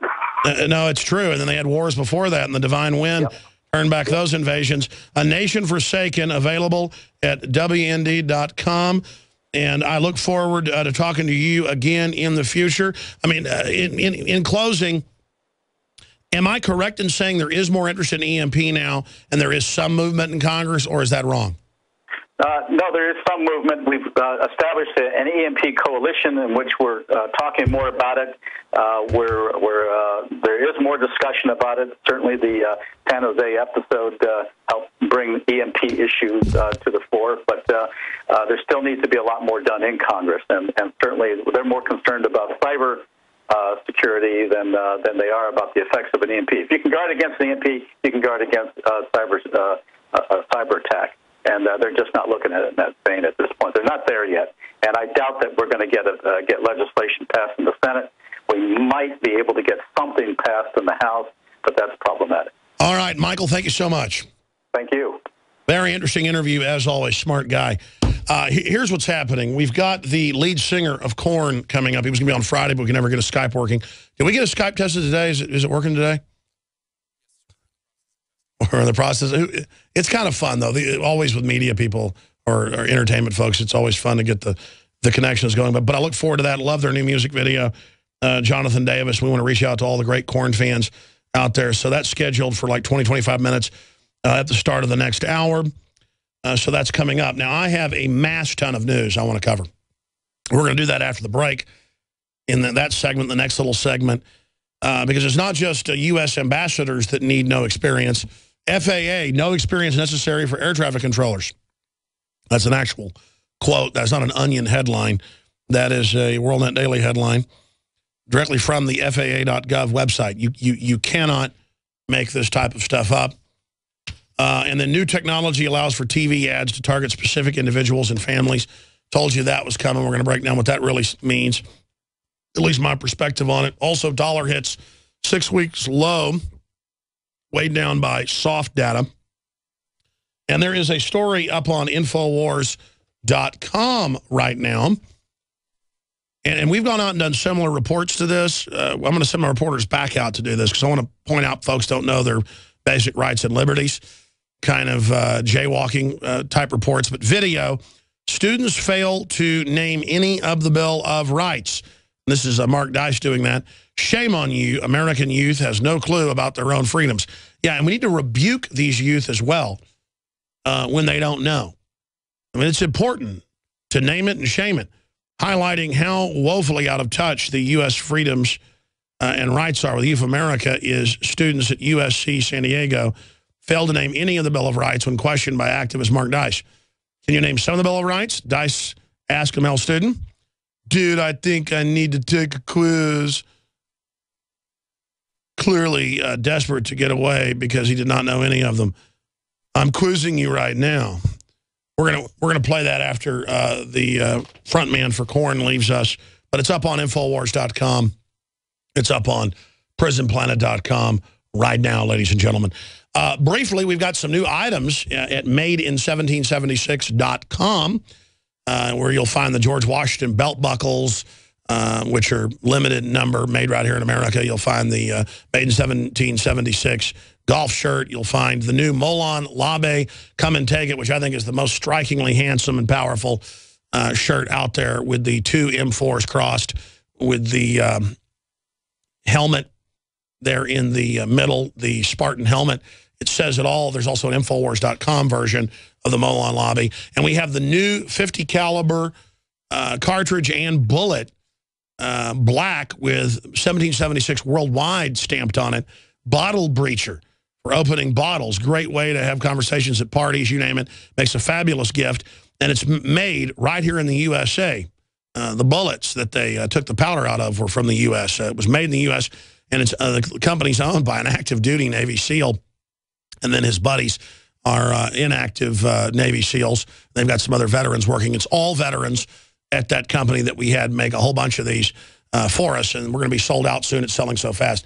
In fact, we sold out, I predicted to be our best seller ever, of in just 3 days of the new Molon Labe Spartan shirt. But it didn't matter. It's a week turnaround, made in America. They're making them right now. So if you order, it's not really back ordered. You'll still get it in a couple weeks. Get your order in now. The Made in 1776, made in America. And we've also got a woman's version that's going to be here next week as well, trim fit for women. So, again, ladies and gentlemen, that is madein1776.com, or you can link through to InfoWarsStore.com. It's just madein1776.com leads you directly into the Made in America products area there on the site with all the apparel and so much more. And your purchases make the broadcast possible. And we're almost sold out of Super Male Vitality. More comes in a few weeks. You want to get that 15% off right now. You've heard the rave reviews. It just does amazing things to block the estrogen mimickers that are in our bodies. The Survival Shield, proprietary nascent iodine, the Fluoride Shield. It's all available at InfoWarsStore.com. Or, again, it'll take you right to the subsection, InfoWarsLife.com, or call toll-free, 888-253-3139 for the clothing, the supplements, everything. My name is Jessica. Man, I tell you, there is so much to cover, so much to break down here. Let's just jump right into it right now. FAA, no experience necessary for air traffic control. No experience, no problem. You too can be an air traffic controller guiding hundreds of thousands of flights from airport to airport across the country. The Federal Aviation Administration says the position offers an exciting, challenging, and rewarding aviation career. Qualifications are to be a U.S. citizen, be able to start training no later than your 31st birthday, pass medical, security, and pre-employment test, and have either a bachelor's degree or 3 years progressive work experience, and to be able to speak English clearly enough to be understood over communications equipment, but not necessarily any experience. In fact, the agency specifically addresses that concern, stating members of the general public can apply for FAA air traffic controller specialist positions through specific job vacancies announced by the USA jobs that do not require previous air traffic control experience. Isn't that just special? Here's another one. New technology allows for TV ads to target specific individuals' families. And then it says that by tracking your previous viewing and what you do, because the TVs are just computers, as I told you a decade ago, they watch what you watch and then track you and sell that data. I think I said that 10 years ago. I said that like in 1997, so excuse me, 14, 15, 16, 17 years ago. It's incredible how long this has been going on. But now it's so ubiquitous in all the systems that they just throw it in everyone's face. John Kerry has come out and said climate change, world's most fearsome weapon of mass destruction. Meanwhile, hundreds of thousands of pounds, they're saying, of CO2 traveling all over the world to promote all of this garbage, which I say is great. I mean, what's wrong with carbon dioxide that plants breathe compared to all the other serious issues that are transpiring? In fact, here's just from his one trip. He spends hundreds of thousands a year, but his one trip, Kerry generates 12 tons of CO2 on trip, discussing climate change. Isn't that just special? But again, it's just all completely and totally propaganda. When Obama says to Africans, you can't have cars, you can't have air conditioning for the earth, it doesn't mean Obama's going to get rid of his or all of his red carpets. Kickstarter hacked, user data stolen. A crowdfunding site says hackers broke into its system and made off of data. Apparently credit card numbers escaped the attack. Yep, that's the nature of the internet, ladies and gentlemen. And the bigger the outfit, the bigger a chance you have of being attacked, because you are the main group. You are where all the money is. They asked Bonnie and Clyde, why do you rob banks? And they said that's because that's where the money is. I don't know how they would not know that. And they're coming out in the news, in the New York Times, admitting how hospitals surveil everything you do. I mean, it is a big brother society, a revolution by political elites, basically, against people across the board. They're just setting the precedent to totally and completely take over. Continuing here, dollar hits 6-week low, weighed down by soft data. The dollar slipped to its lowest level since the turn of the year against a basket of major currencies on Monday, as soft U.S. economic data stood in contrast to better figures on the Eurozone and China. Yeah, it's only a question of if but when the dollar starts tanking. But every other major currency is going to tank as well. More news straight up. Stay with us. Talking about the Bill of Rights today. Can you name some of the Bill of Rights? Dude, I have to go take a quiz. I'm quizzing you right now. I'm quizzing you right now. I guarantee you this quiz... I literally have to submit this in 10 minutes. This quiz I'm giving you now is way more important than whatever quiz you're taking in a few minutes. I have homework due like 2 hours. Okay, but I'm giving you homework. I'm asking about your Bill of Rights homework. Have you brushed up on that? No, not recently. No. What are the Bill of Rights? What, the foundation basically of this country, or what? Yeah, I can name some of the Bill of Rights. I can't think of any off the top of my head right now. You can't name any of them off the top of your head? No. You're a college student at one of the most prestigious schools in Southern California. Engineering. And you don't know the basic Bill of Rights. Shame on you. Yeah. Shame on you. Yeah. I'm not joking. Actually, I am agreeing with you. Shameful. Actually, I am agreeing with you. So go and look them up and study them after you get done studying whatever you're studying today. When I get the chance, yes. All right, that's good. We're going to play the rest of that at the bottom of the hour after our guest leaves us. But that's exactly what real reporters all over the United States need to do. In fact, I'm going to take the exact questions Mark just did, and I'm going to go out. And I'm going to ask those exact questions to people in Austin, Texas. And then I'm going to tell them, shame on you, when they don't know. And I'm going to go out and show people who don't know that the Earth orbits the sun, as 1 in 4 Americans don't know. And I'm going to tell them, shame on you. Because it's time to shame these people. They go, shame on you, you don't like Obamacare. Shame on you, you don't want to turn your guns in. It's all about their moral authority. And you watch MSNBC or CNN, it's all about how smart liberals are and how they've got more education on average. Well, let me just tell you something. I'm not saying college is all bad, but it is a boondoggle for most people and overpriced on record. It's a business. Almost every billionaire worldwide didn't go to college. I think out of all the billionaires in the U.S., 2 finished college. So being a billionaire, generally, college does preclude you from that. Because usually somebody who's going to end up being worth $1 billion is already too busy being successful by the time they're 18, 19, 20 to finish college. Or too passionate about what they're doing to literally go in and be taught. I mean, I started taking RTF at college, and it was literally 5-year-old level. I already knew more about it than the professor, who obviously couldn't get a job in RTF, so they had a professor job. And I'm sure there's some exceptions, and I'm not knocking people that teach that. I just, for me, it's unbelievable. It's absolutely unbelievable to see this type of stuff. Did Willie Nelson need to go to college to learn how to get into music? No, Willie Nelson, when he was like 7 years old, his grandparents bought him out of a catalog a guitar. Is that Trigger or is that a newer guitar? I know Trigger's an old guitar, but I ask him. The point is that, you know, they bought him one out of a catalog, and he was into it and learned how to play. So, but I know all the people going to college to learn music, or, you know, going to college to learn film. And the only way that's good is to go to an elite film school so that you learn the contacts. So somebody in the film school is going to end up being successful. They then give you a job. All the big new films that are successful are just being shot in HD, high def, with interesting scripts, you know, for $100,000 and becoming incredibly successful.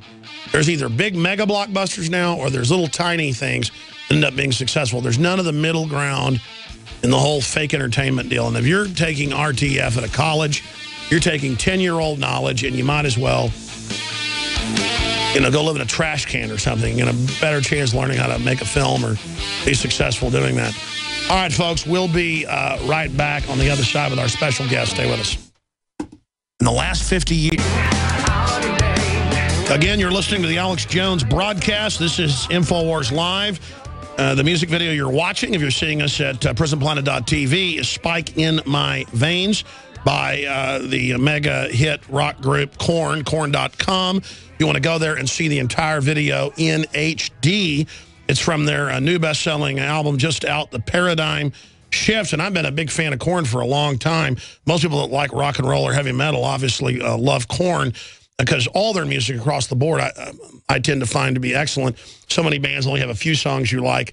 It's very few, in my view, like Metallica or Megadeth, where just, you know, every one of them are excellent.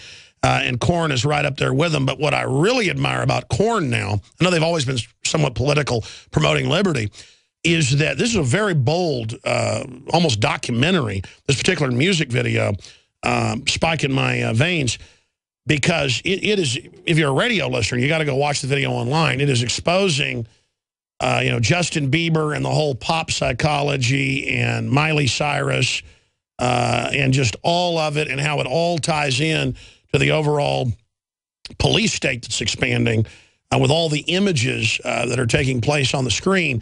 And if we can get, you know, top platinum groups like Korn and so many others who've had the courage to speak out against the system to go public, then it won't be as dangerous to do. And we can cause a total paradigm shift, which is what their new album's called, The Paradigm Shift, where it's not about Republican or Democrat. It's not about all this garbage. It's about a one-party system we've got absolutely destroying our future.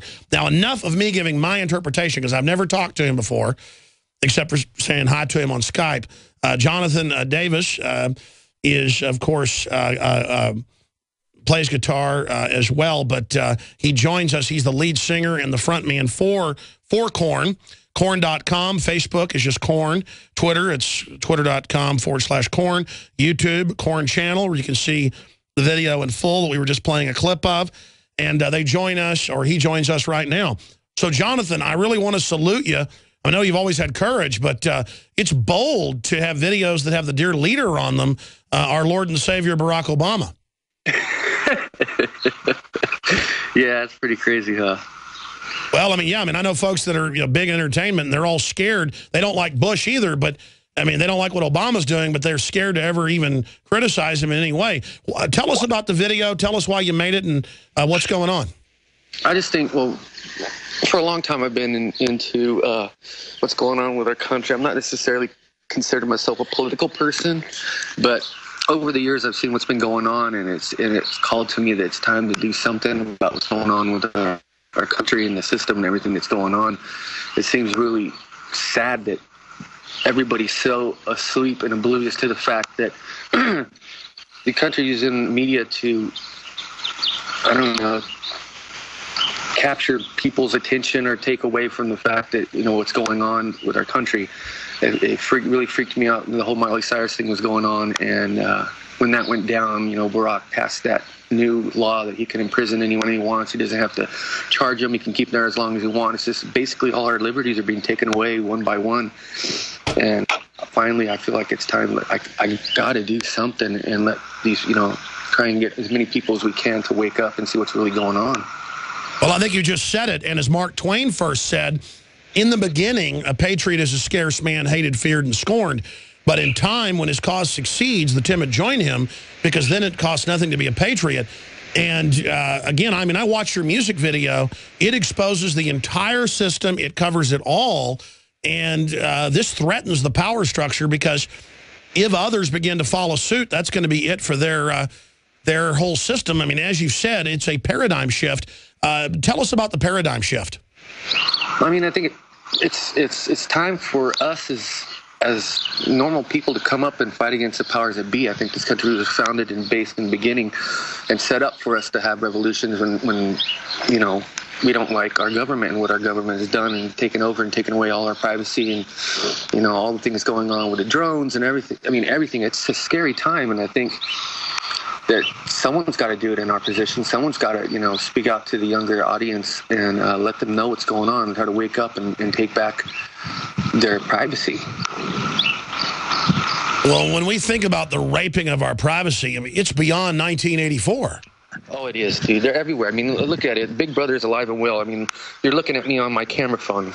I mean, it wasn't about putting up cameras. I think we already got the cameras everywhere. You can't tell me that there's no back doors for everybody to see.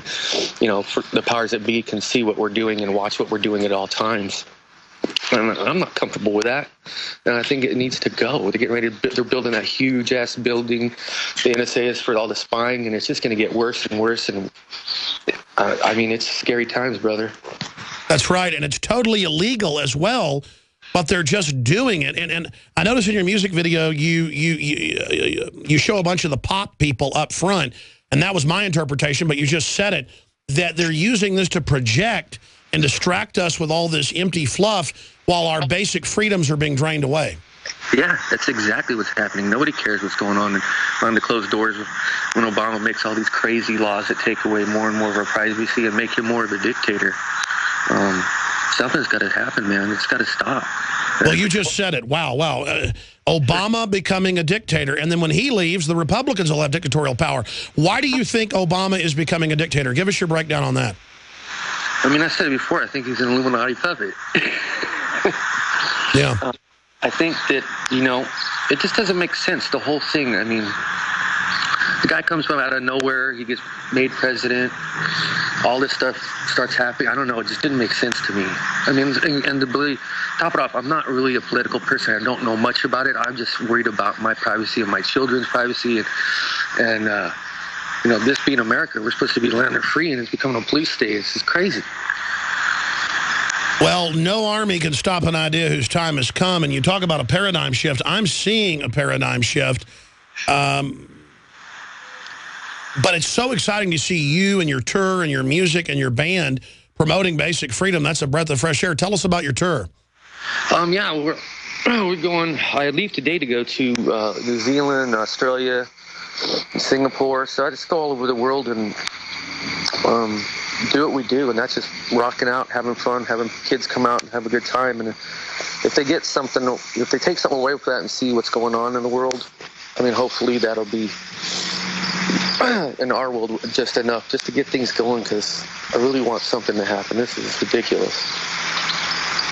Well, what you're doing as a humble man saying, I'm not really a political person, it's the political people that are in the controlled paradigm. It's the average person who's just been successful with their own art, their own ideas, their own businesses, who has the real right to speak and say, I don't want you stealing my data. I don't want you violating my Bill of Rights. I don't want you violating my Constitution. And it's going to be not just people like yourself or myself. It's going to be the common person just saying no and removing their consent verbally that will bring this system down. And I believe we are getting close to the paradigm shift. Why did you call the new album Paradigm Shift? Is it your attempt to help create the paradigm shift? You know, well, for us, we called it that because there was a paradigm shift going on within our band. We had our old guitar player come back. He'd been gone for 10 years, and everything started to shift for us. But, I mean, I can see where you could see that, even that paradigm shift's going on with us right now politically. But for us, that's the reason why we called it that. Was something that was a shift within our band. What's the response of your huge fan base around the world, the tens of millions of Korn addicts out there? What has their response been to you calling out the NSA, calling out Obama, calling out the Republicans, calling out the entire criminal regime? I mean, overall, the fans have been saying, you know, giving us, you know, kudos to you for having the balls to make a video like that. The response has been overwhelming. It's been really, really good, and it really feels good to see that kids are starting to understand this and starting to get it. Well, for those that don't know, the reason I really admire what you're doing is I happen to know a lot of big rock and roll people and other folks. And, you know, Dave Mustaine's had the courage to go on air. People like Billy Corgan have had the courage to go on air and criticize the system. And I happen to know, you know, that all those people end up getting some type of repercussion. And I know so many other big people that are scared to even say anything, even mild. And the fact that it's called courage by your fans, which it is courage in this world of tyranny, as George Orwell said, in a world of universal deceit, telling the truth, a revolutionary act, it shows how far down the rabbit hole of tyranny we are, that it is ballsy for you to have the will in your band to put out that music video. Yeah, it is. I guess it is. I mean, for us, it was just, we're having fun. It's like, let's really throw all this out there and see what happens, you know, because every time I've ever said anything against Obama or any kind of done anything political like that, I end up Huffington Post, all this stuff. It's so funny. I have clips I've saved where, like, I called Obama a Illuminati puppet, or when I wanted a certain political or a presidential candidate, all this stuff. It's funny how you just say something like that and it gets so much coverage. So hopefully this is going to help. Well, it certainly is. Talking about the rest of the band, who contributed? I mean, you all made the music, you all contributed, but who directed the video? Because it's so well done.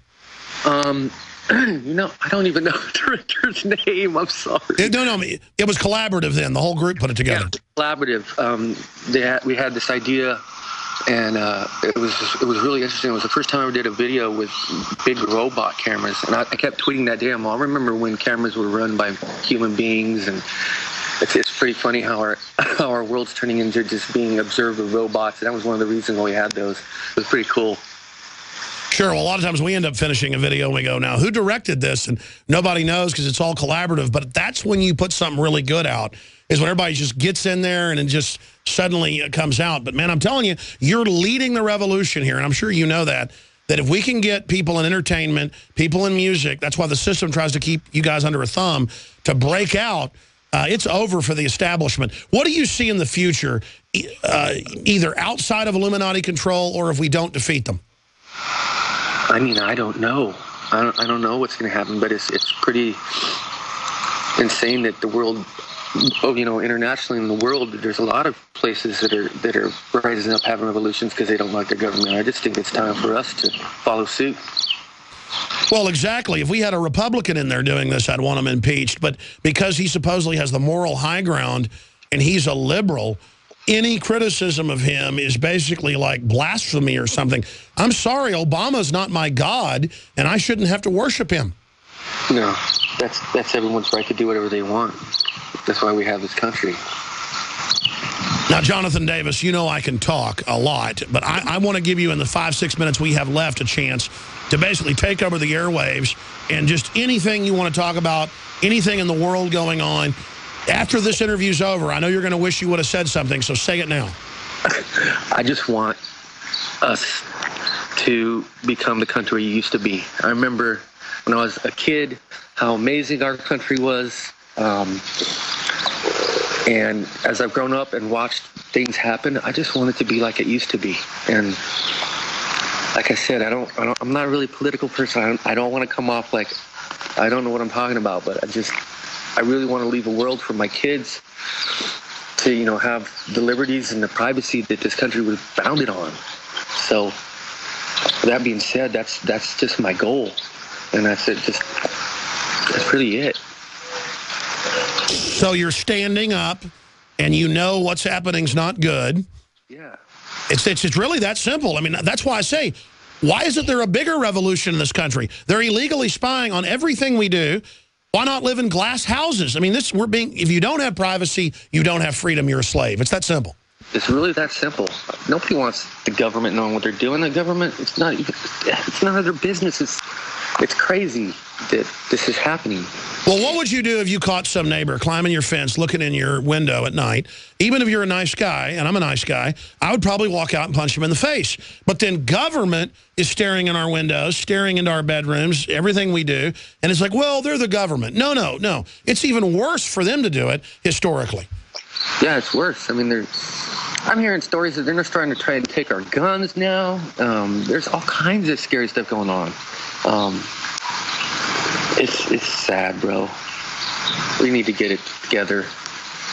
Korn.com. You know, I haven't downloaded the entire record yet because I've been watching them on your YouTube site. But I got to say, out of all your records, this one is one of the best.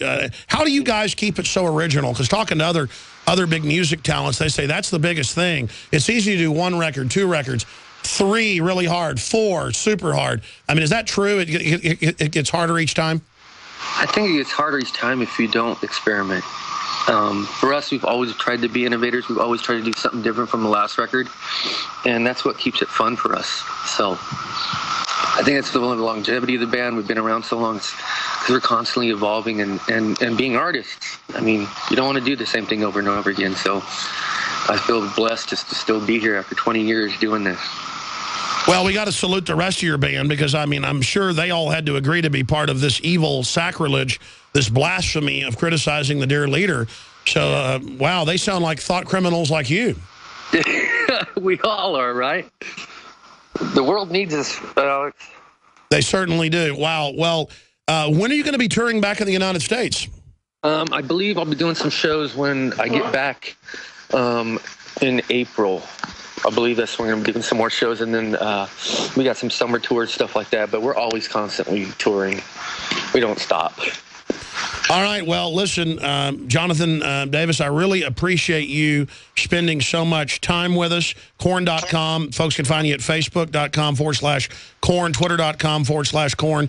Give us just closing thoughts on the place humanity is right now. I think you've already said it, though. Now's the time to stand up, speak out, or be slaves.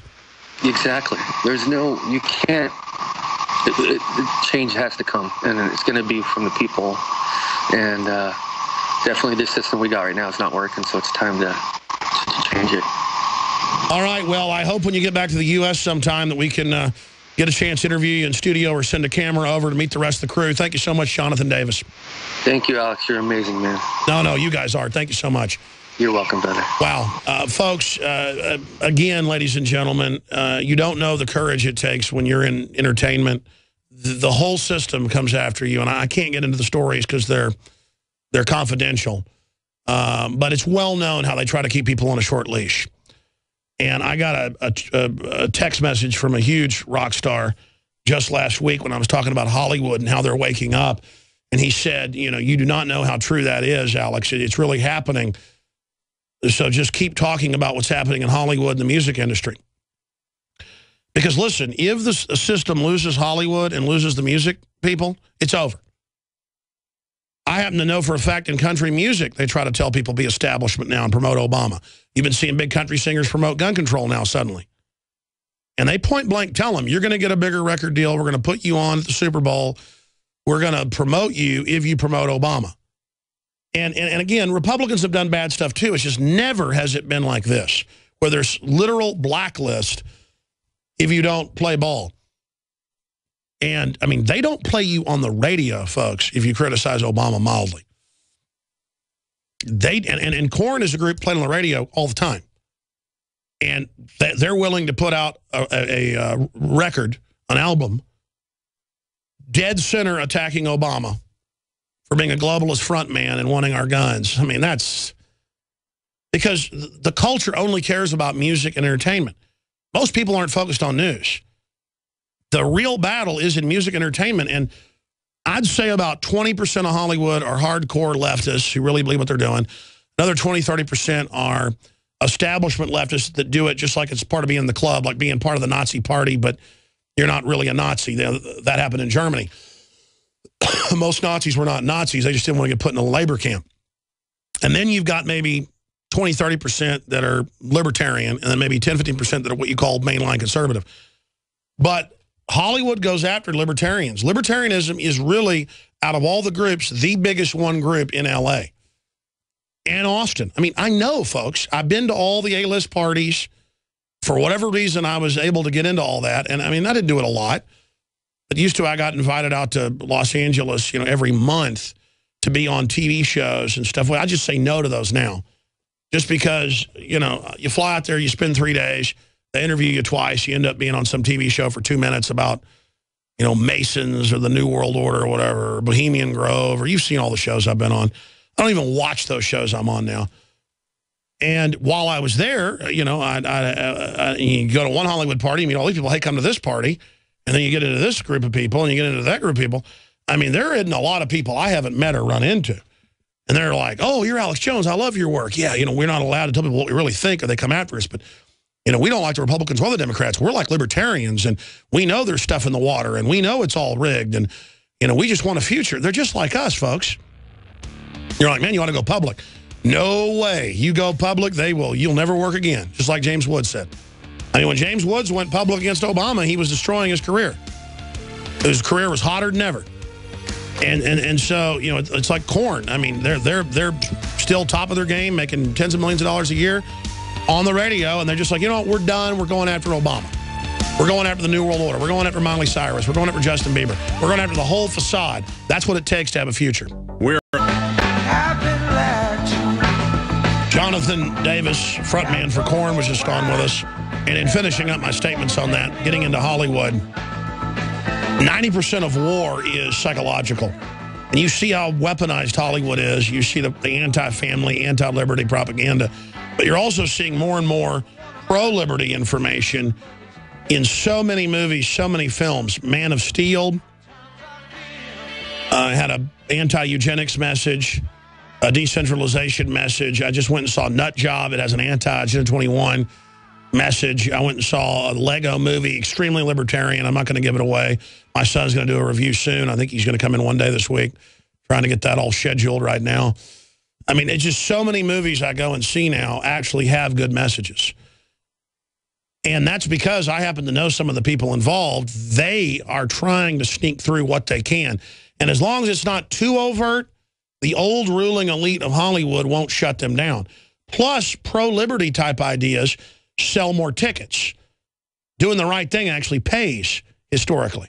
That's what evil people don't get, or those that sell out to evil. Evil people tend to get it. They want to run it. But when I say 30, 35% of how Hollywood is hardcore libertarian or conspiracy theorist is another way to say it, my point is that's the growing political group. If you're a Republican, they go after you and destroy you. Everybody's sick of being a Democrat and being under that thumb and the Democratic royalty. Michael Moore and Matt Damon and, you know, just all of those people, George Clooney and Sumner Redstone and just all of it. People are sick of it. And it's that close to collapsing.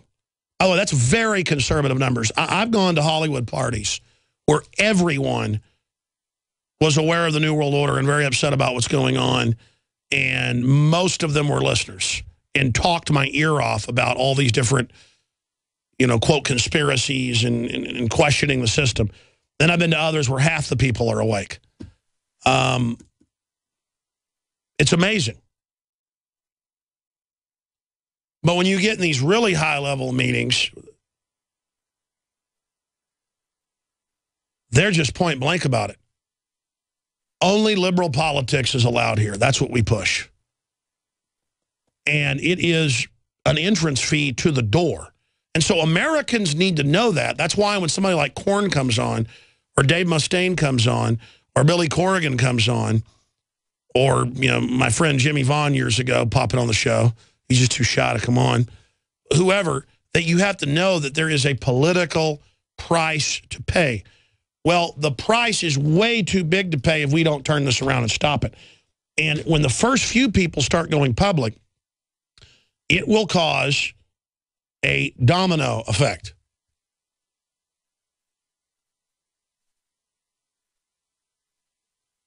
But it's time for all these celebrities who are out there who can really affect change to show the world that Hollywood isn't a bunch of kleptocratic authoritarians that call themselves liberals. It's time for you to show the world who you really are. They're not going to be able to shut down everybody. I guarantee if you had 35, 40, 50% of Hollywood come out and say, I'm a libertarian, I'm a conspiracy theorist, I'm a constitutionalist, I'm a conservative, they couldn't get rid of half the people there. And that whole system's already beginning to collapse right now anyways. That's another reason more of the truth is able to come out now. So, again, it's another sign that the establishment is not all-powerful and is not invincible. So we salute Jonathan Davis and Korn for their contribution overall to that, and everyone else who wants to stand up against corruption and evil. We need police officers, military people, school teachers, lawyers, bureaucrats, farmers, people that work in a machine shop. I don't care who you are. Secretaries, all of you are important. The little things you do every day will change the world. That's why they want you to just go home, watch TV, live in their false paradigm, only repeat what they put out, distract you from the whole universe of reality around you with a little television box. I'm here on television on a self-made, people-built platform that the system's trying to shut down right now. They want us all lined up in little Obamanoid uniforms, and then when they bring out that puppet and bring in some new puppet, and we all line up and get into the next fad that is just a new tyrant dressed up in a different uniform. And I know Obama's a puppet, but he's the puppet who is the front man and the cult of personality around which the power structure has organized this entire system. We have a desperately dumbed-down population. Desperately. Desperately. 1 in 4, new study out last week we covered, doesn't know that the Earth orbits the sun. Most people can't list any of the Bill of Rights on the street. Most people can't list the 3 branches of government. That's a man on the street. Go out and get people to list the 3 branches of government. And if they can do it, we'll give them $10. And we'll give them $100 if they can list the legislative, executive, and judicial, if they can say what each one of them's basic function is. That means judicial is the courts, executive is the presidency, legislative is the Congress. Maybe go out and give people $100 if they can tell you what the 10th and 9th Amendment are. This is basically the same thing. The 9th Amendment's a super 10th Amendment. Probably the most important of the 9th Amendment is like the Declaration of Independence recast. Speaking of people being desperately dumbed down, here's Mark Dice's latest video that's up on Infowars.com. Students fail to name any of the Bill of Rights. Shame on you, American youth. Has no clue about their own freedoms. And I'll guarantee you these people are all super trendy Democrats. Look, it's just true. Democrats are the dumbest, most pack-oriented, mindless people I've ever run into. That doesn't mean they're all idiots. The higher level ones are predators feeding on people. But, man, these young people, man, they don't know how to change a tire. They don't know where electricity comes from. They don't know. They basically would walk in a grocery store and just think meat appears in plastic containers. I mean, they are literally like gerbils that have had their eyes poked out and their ears poked out and their legs chopped off. I mean, they're just flopping around. They can't even, I mean, it is unspeakable how helpless and dumb they are and how the system is doing everything it can to exacerbate I mean, you watch this video, and I've told Mark on and off air, it's time to say, shame on you, you're scum, and he's finally doing it. And that's good. And I got great reporters, but I gave him a little pep talk today, and I said, look, I want you to go out, just like we went out and did a piece on go and abort people's children after they're born. That didn't get picked up in the news, but then a bunch of other universities and people did it, and it became a national story. Our job is to get other people to emulate our system of success. Just like Mark emulated me 8, 9 years ago, we now emulate him. Success breeds success. It's the same deal. We don't territorialize taking down the New World Order. We all work together because we have no future if we don't do that. And I want to see people all over the country go out and do your own man on the street and put it on the internet to shame these ignorant ignoramuses. I want to see people go to city council in Austin this week with Time Magazine. That's like their God. Hold up Time Magazine. The article's free online. 5 chemicals brain-damaging children. There's the headline. Children exposed to more brain-harming chemicals than ever before. Goes on to say fluorides reducing IQs. And go in there and say, listen, you're on notice. You know this is brain-damaging people. Take it out and then sue them. Go get a lawyer to sue the city. They don't have immunity from forced medication and secret experimentation. In fact, I'm going to sue the city of Austin. I'm so busy, and I don't like to make lawsuit threats. But you know what? You know what? That's it. I'm going to get a lawyer, and I'm going to sue him. That's it. I'm done. I'm done. And I think I'm going to sue Lee Leffingwell. I'll tell you this. Take it on advisement. I'm going to send Lee Leffingwell a letter. I got to get the right lawyer first. My lawyer's so good, he won't even take all my cases. He'll get me the lawyer for the case. I need an environmental law or civil rights lawyer. Because I've been to those city council meetings where that guy laughs at everybody. We have scientists there. I've just had enough of it, man. Oh, man, I tell you. You're going to poison me, you bastard, and then you're going to laugh about it, you sack of, you know what? You know, I don't like to use non-King's English here on air, but, man, sometimes you just want to say it. Only the word counts. I mean, you are a sack of crud. You and the political establishment. You make me want to throw up.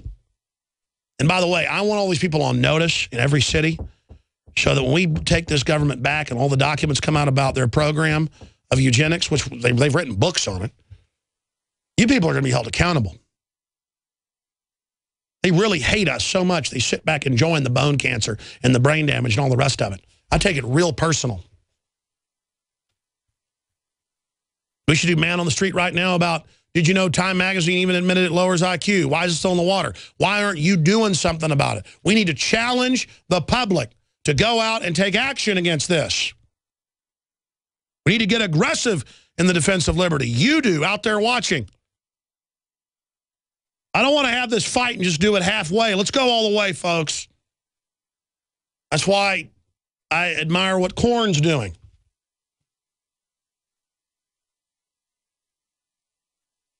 Let's go to Mark Dice's report. Here it is. We're talking about the Bill of Rights today. Can you name some of the Bill of Rights? Dude, I have to go take a quiz. I'm quizzing you right now. I'm quizzing you right now. I guarantee you this quiz... I literally have to submit this in 10 minutes. This quiz I'm giving you now is way more important than whatever quiz you're taking in a few minutes. I have homework due like 2 hours. Okay, but I'm giving you homework. They teach them diversity stuff and how bad America is all day and how to wear a dress. What are the Bill of Rights? What's the foundation basically of this country or what? Yeah, he doesn't know some of the Bill of Rights. Can't think of any off the top of my head right now. You can't name any of them off the top of your head? No. You're a college student at one of the most prestigious schools in What is the Southern name California. of our planet? Engineering. And you don't know the basic Bill of Rights. Shame on you. Yeah. Shame on you. Yeah. I'm not joking. Actually, I am agreeing with you. Shameful. Actually, I am agreeing with you. So go and look them up. That guy's not half bad. He at least knew it was the foundation. You get done studying whatever you're studying today. When I get the chance, yes. Okay. Thanks, bro. We're talking about the Bill of Rights today. Oh, I don't know anything about that. Nothing. Are you an American? I am. And you don't know anything about the Bill of Rights? No, I You totally are helpless. Part of the problem. You're are the reason. You are the reason this country's going down the toilet. Oh my God! I can't. It's true. Oh my gosh. Can you name some of the Bill of Rights? I remember studying it, but I don't remember it. Look how helpless these people are, how weak they are. Right? Go to study. I gotta go study. You're gonna study the Bill of Rights since you don't know them? No, I'm gonna go study economics. Oh yeah. I'm pretty sure that you're gonna really do good in that when you don't know the Bill of Rights.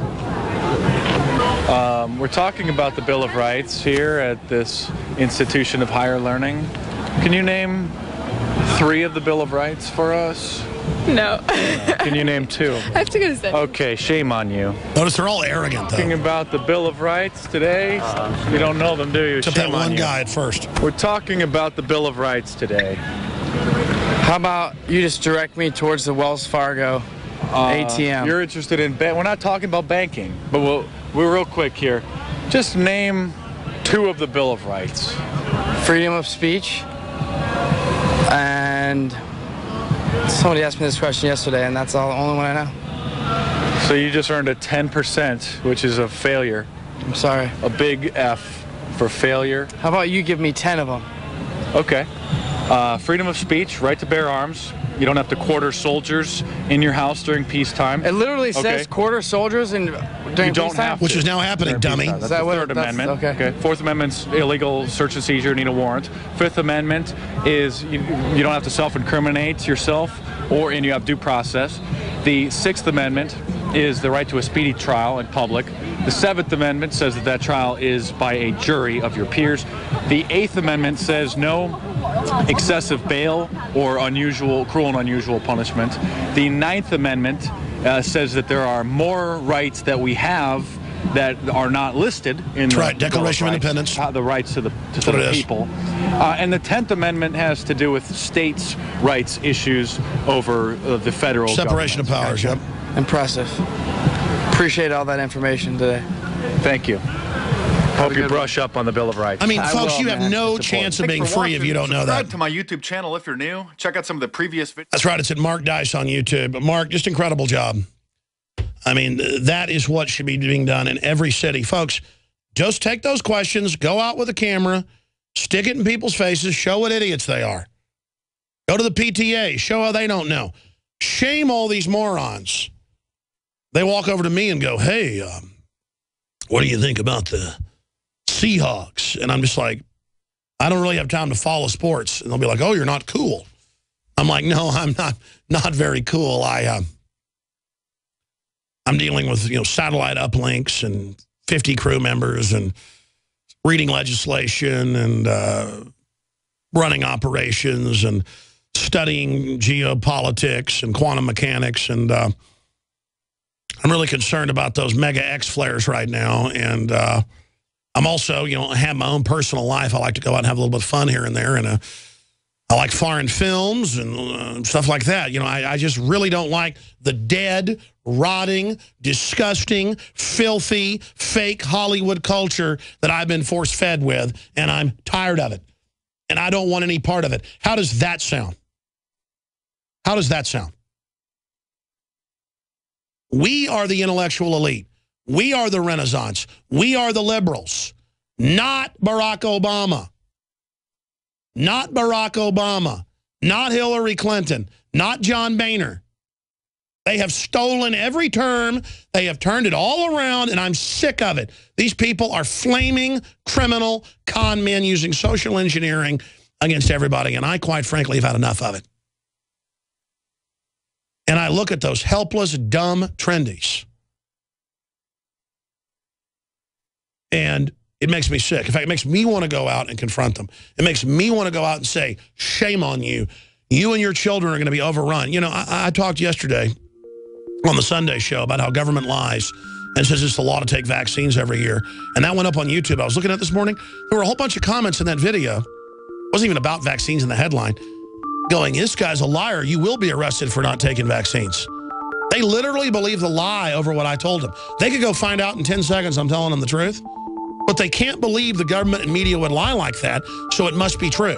No, you have a criminal mass racketeering conspiracy. All right, folks. Final segment of this worldwide transmission. MyPatriotSupply.com/Alex to find the best storable foods out there, the best customer service, non-GMO, super high quality, wonderful people. A bunch of specials are at MyPatriotSupply.com/Alex. You can also call toll-free 866-229-0927, 866-229-0927, MyPatriotSupply.com/Alex. They have a lot of other great preparedness items there as well. By the way, speaking of preparedness items, if you go to InfoWarsStore.com, we have the InfoWars Seed Center. And we carry MyPatriotSupply.com's particular seed vault that we think is one of the best out there. So wherever you get it, get it. But we have, I don't know, it's got to be like 8 different major companies now up there. The lowest prices on the Survival Seed Vault, the Arc Vault. We've got fruit tree stuff, herbs, all the basic staples. We've got like 8 different companies, full spectrum dominance, the lowest prices that people will let us advertise. A lot of these folks, you have to sign an agreement not to go below their lowest price at the InfoWarsStore.com Seed Center. And now is the time to commit to putting in that garden in your backyard or at your farm or ranch. And it's so much fun for the kids. And to even plant out in rural areas where nobody's at. The system hates natural food growing. These seeds will produce more seeds over and over again. And it's getting back to being self-sufficient that's so important. So InfoWarsStore.com. You can also go to InfoWarsStore.com in the Made in 1776 section and get the new Molon Labe shirts that did sell out in 3 days. But never fear, there is more. Come and take it from my cold, dead hand coming in next week. This is the best-looking Molon Labe shirt out there, bar none. And we have the Navy SEAL-made bottle-breaching 50 caliber rounds up there as well, made by an active duty Navy SEAL and his team that are not active duty. So those are very, very popular in the Made-in-1776.com area of InfoWarsStore.com, or as always, call 888-253-3139. Here's what we were talking some about in the last hour with Maloof of WorldNet Daily. Japan indicates U.S. could bring nukes into its territory in case of emergency. And that just shows how everything that's going on is just escalating crises out in the Pacific. North Korea's Kim warned he might face charges over atrocities. Reuters reports the UN is investigating him. I mean, he mass murders people all the time. But at least that's a step in the right direction. Blackmailed Congress, stalls legislation outlawing NSA surveillance. Kurt Nimmo's story. Also up on Infowars.com. I mentioned this, but it's a big deal. Chase imposes new capital controls on cash deposits. That's confirming what we reported on a month ago, now confirmed. GOP flocks to bill curbing Obama's power. 43 Republicans have co-sponsored the resolution that Obama's State of the Union address where he threatened to enact policies if Congress didn't. And they're moving forward with a resolution to stop the overreaching presidency, or the stop measure. That's not enough. Begin impeachment now. But that is something in the right direction. And that ties into this article up on Infowars.com, just breaking in the last 10 minutes by our very own Kit Daniels. On President's Day, DNC vice chair encourages Obama to act as a dictator. Vice chair's statement represents the very danger that George Washington warned us about. The vice chairperson of the Democratic National Committee encouraged El Presidente Obama to move forward and particularly act as dictator today while Congress is in recess. In her tweet this morning, Donna Brazil undoubtedly suggested the president use his pen and phone to sign executive orders which unconstitutionally bypass Congress. At Barack Obama, enjoy President's Day.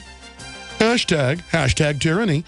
With Congress on recess, this is Action Day. Let's move America forward. With Congress in recess. Hey, they're in recess. Power grab. Become a dictator. You know, put people in re-education camps. The weathermen. We're a bunch of scum. Red carpets, private jets. Africa, you can't have electricity. I mean, it's just incredible.